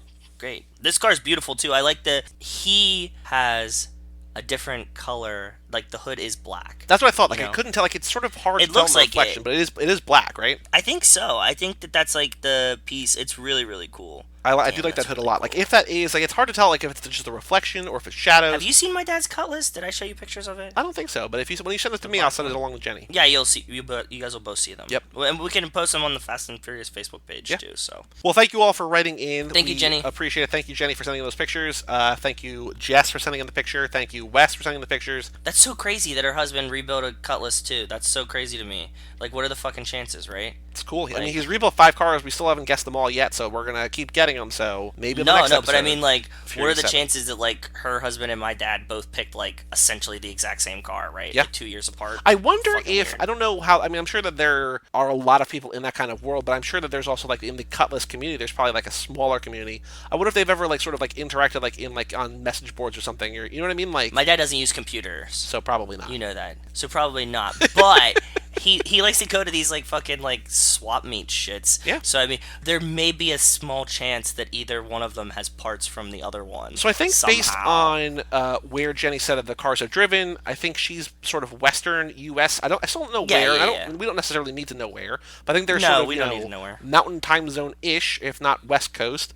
And your dad is obviously in Pittsburgh, so they would have one would have to travel a pretty good distance to sort of. No, but this shit gets around, and he travels for parts a lot, and they go to swap meets and stuff. So maybe some badging piece or fucking trim existed, and in my head I would like to imagine that somehow they each have a piece of each other's cars, it's a small the radio knob, right? My dad was looking for a radio knob and he got it from Jenny's husband, right? Awesome. Yep. That's what I imagine. So the next thing to do on the podcast as we wrap up is the last and next recording. So since we last recorded Too Fast Too Forever, we've recorded 2 podcasts. The Magic Mike's episode, a very special episode. We changed up the schedule. We did an episode of Step Up as Channing and Jenna Dewan lovingly separated on Instagram. Lovingly separated, yep. Well, I guess, they did so in real life. They just posted about it on Instagram. They didn't separate on Instagram. They just posted about it on Instagram. Yeah, that'd be pretty weird. Imagine if Channing Tatum just looked at his Instagram and was like, wow, my wife left me. She just on Instagram. I mean, that people have probably found out that way, right? And all over the place. Yeah, I can imagine it. It seems like much more of a keeping up with the Kardashians thing to do than them. You know what I mean? Yeah. So it'd be really funny for him to be like, damn, and she's like, got your reaction on Snapchat, and sends it off. So they lovingly separated. So we bumped up in the schedule, Step Up, a couple months. So go listen to that. It is a very somber special episode. It's also a celebration of love and their marriage and their love. So go check that out. We also recorded the boyfriend material episode of The Big Short, which is about the housing crisis, the housing market collapse of 2007. Which was a much better movie than we were. I mean, like, no, I remembered it being good, but when I went back and just rewatched it, I was like, fuck, what took me so long to rewatch it? Because I didn't remember any of it. And it was such a fun movie. Yeah. Like, that was, man, I missed The Big Short. Like, it was a great movie. I'm glad we got to rewatch it. Absolutely. The next things we're recording, the next episode of Magic Mike's, is what we've been saying for a while, is a guide to recognizing your saints. Ragazzi. Which we're finally going to do. The I'm so excited. Episode after that is going to be, of boyfriend material, is going to be Lost River, which is a movie that Ryan Gosling is not in, but instead a movie that he directed. So check that out. Yeah. And then in a month from today, we will be What back movie are we with going to do? Furious 7. Damn, really? We're doing that one? We are. Believe it or not, you can probably follow along at home and figure out what's coming next in this podcast. Yes. So, we've got one more segment to do. Boy, do we have a podcast for you. Okay. Ain't no 10-second race. This ain't no 10-second race. No 10-second race. Okay, so last month, you tweeted at DMoney, $, Dave New World, who said, watching the Fast and Furious where they chase a plane for 20 minutes, either this runway is 30 miles long or they're comically driving around in circles. We tweeted at them. He did not like it. However, Mike Manzi did like it. So thank you, Mike. Damn it, Mike. I then tweeted at Ginger King, Jay on Twitter, at Ginger King. And Jay said, if the catchphrase after the next Fast and Furious isn't Fast 10 your seatbelts, I'm going to be very disappointed. And I responded, boy, do we have a podcast for you. And then once again, Mr. Mike Manzi, resident historian Mike Manzi, went and liked our tweet. Did not get a like from Jay, but got one from Mike. I don't think those count. We can't. Oh no, they certainly don't count, but what I do like about it is that Mike's favorite, or Mike's like of the tweet, in theory, might give Jay another notification on his phone, and so it gives another chance for him to see our tweet and become involved in the game. So they're ignoring us twice. Yeah, I understand. So now we have to find a new person. So we are still knotted up at 0. It's love here on This Ain't No 10-Second Race. Well, it ain't no 10-second race, so eventually we're going to hit one that we got. I got mine for today if you want. Okay, let me just prep this up. Hold on. I'm sending mine to you in Discord, okay? Okay. Can I start talking about it? Yeah, go ahead. Mine is from a guy. His Twitter name is Demon at David Maria V. Mariev. Yep. It's Maria V. Okay. And his tweet just says, who's ready for Fast and Furious 9? How many people follow Demon? 7,100. Holy shit. No one... Oh, I didn't even look by that. You know that I wouldn't No, I have know looked that, by but like he tweeted this an hour ago. No one has interacted with it, but boy, do we have a podcast for you. CageLoveThatMe/2Fast2Forever, #2Fast2Forever, #2F2F, #Fast and Furious. He apparently likes soccer and cars. Cool. He's really into... Yeah, he's retweeting a lot of soccer stuff. So I just tweeted at him, so hopefully, for your sake, and for my sake too. Yeah, hopefully we find a new fan here. Yeah. If he's excited for Fast and Furious 9, we are excited for Fast and Furious 9. Boy, do we have a podcast for you. I just searched on Twitter for Furious 7, and the top tweet is from Men's Mag page, where the tweet just says, scene from Furious 7, and it is Natalie Emmanuel who plays Khaleesi, plays Daenerys Targaryen's handmaiden on Fast and Furious, or on Game of Thrones. She's in Furious 7. This is just her getting out of the water. Send that to me anyways. Okay, give me 1 second. So I got a couple here. You're deciding? All right, so here's what I'm going to do. You go with top. I always go with latest. No, this is... I'm going... this ain't no 10-second race. We don't know what's going to work. And so far, neither of our things have worked. This is a tweet from...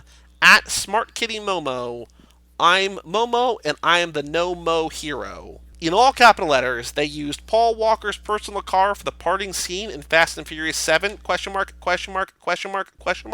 Boy, yeah. Do we have a podcast for you.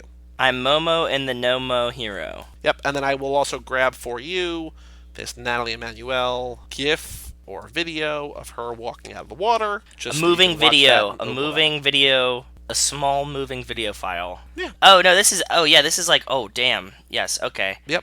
Well, that was so I do very like good that, research. In this movie, Gal Gadot dies, which I don't like. Yes. But then they replaced her with another gorgeous woman of not white ethnic. Like I mean, like Gal Gadot Yes. is white, but Amen. she's Israeli. You know what I mean? She's not. I wouldn't be like super white. She's not You Mia, know? even though Mia's not even white. Like Mia's like, It's kind of Spanishy well, Mia's Italian. in the movie, but I think she's kind of Spanishy in real life. Jordana Brewster. Is she? I don't know. I'm guessing. I've been googling a lot of celebrities lately to try to find out like what country of origin they're from, and it's hard to find out. She's just an American actress. Okay. She was born in Panama. She's Panamanian. See? Spanishy. Spanishy. Cool. I was right. Do we have any other segments? I don't believe that we do. No, we No, do but we not. have some. But we're just gonna say we have some new segments planned. But we're not. We're lining them up. I'm coming up with ideas. Joey has some ideas. We're not releasing them this first lap though because we're already like into it. We're just like not trying to throw off the rhythm that we don't have. But still, I have a lot of fun ideas for the next lap. So we're adding segments.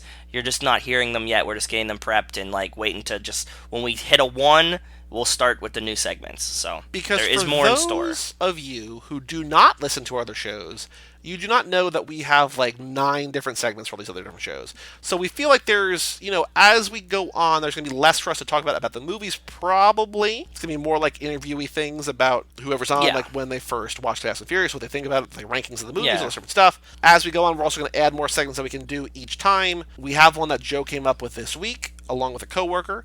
And then, Yes. I don't know if you remember, but when we first started this, I came up with an idea that we're going to do starting with lap 2 as well. No, I don't remember it, but I'm sure you have it written down, thankfully. It is And- Fast and Furious, where we take a classic and try to turn it into a Fast and Furious style thing. Remember? No, I don't remember, if but it I'm was down. like what would the just sort of Okay. mix it up a little bit. Oh, I love that idea. Okay, I forgot it, and I'm already down with it again. Yeah, we could pick a random like a classic. What I love about that is that I'm going to cut out some of that, but I'm also going to bleep other things because we have bleep technology that I always forget about. Fucking right, we do. Hell yeah, bleeps. Okay. That's all I've got. Do you have any other thoughts about Fast and Furious 6 before we wrap up and come back in a month for the next one? No, I know I said this last time, but I'm really nervous to see how I re-rank these because, as you know, I definitely don't remember how I ranked them to begin with. Yep. And I have a feeling that 6 is going to be way higher than I remembered it being. So 6 is Yes. a great movie. Go see this if you haven't. Even if you haven't seen any of the other ones, watch it anyway. it's probably yeah. I think, like I said, it might be the best one. It might not be my favorite one. Might be the best one story wise, like family cohesiveness wise. So I'm really excited to see how I re-rank them. Are we ranking them in terms of favorite or in terms of best? We're doing favorites, right? It was favorite. Yeah. It was favorite. Yeah. For sure. So for all things Too Fast, Too Forever, you can go to cageclub.me, facebook.com/cageclub, or at cageclubpod on Twitter. Also check out our Facebook page, facebook.com/toofast2forever. Email us, family@cageclub.me. Send us car pictures. Thank you for all of those who did. Send us Everyone, rankings thank of your you. favorite Fast and Furious podcasts. Thank you for those who did. Just say hi. Just give us trivia. Whatever you want to do, email Tell us. us to fuck off. Tell us we suck. Also, I'm fine with that too. We will open up Mike Manzi's email to the general public. Let us know what your name would be if you were in the Fast and Furious crew. Ooh, yeah. What name? I would just be 2. We got Lou and 2. Lewin 2. Facebook.com/CageClub, at CageClubPod on Twitter, Facebook.com/TooFastTooForever, and CageClub.me. I'm Joey Lewandowski. I'm Joe 2. And we'll see you next time on Too Fast, Too Forever.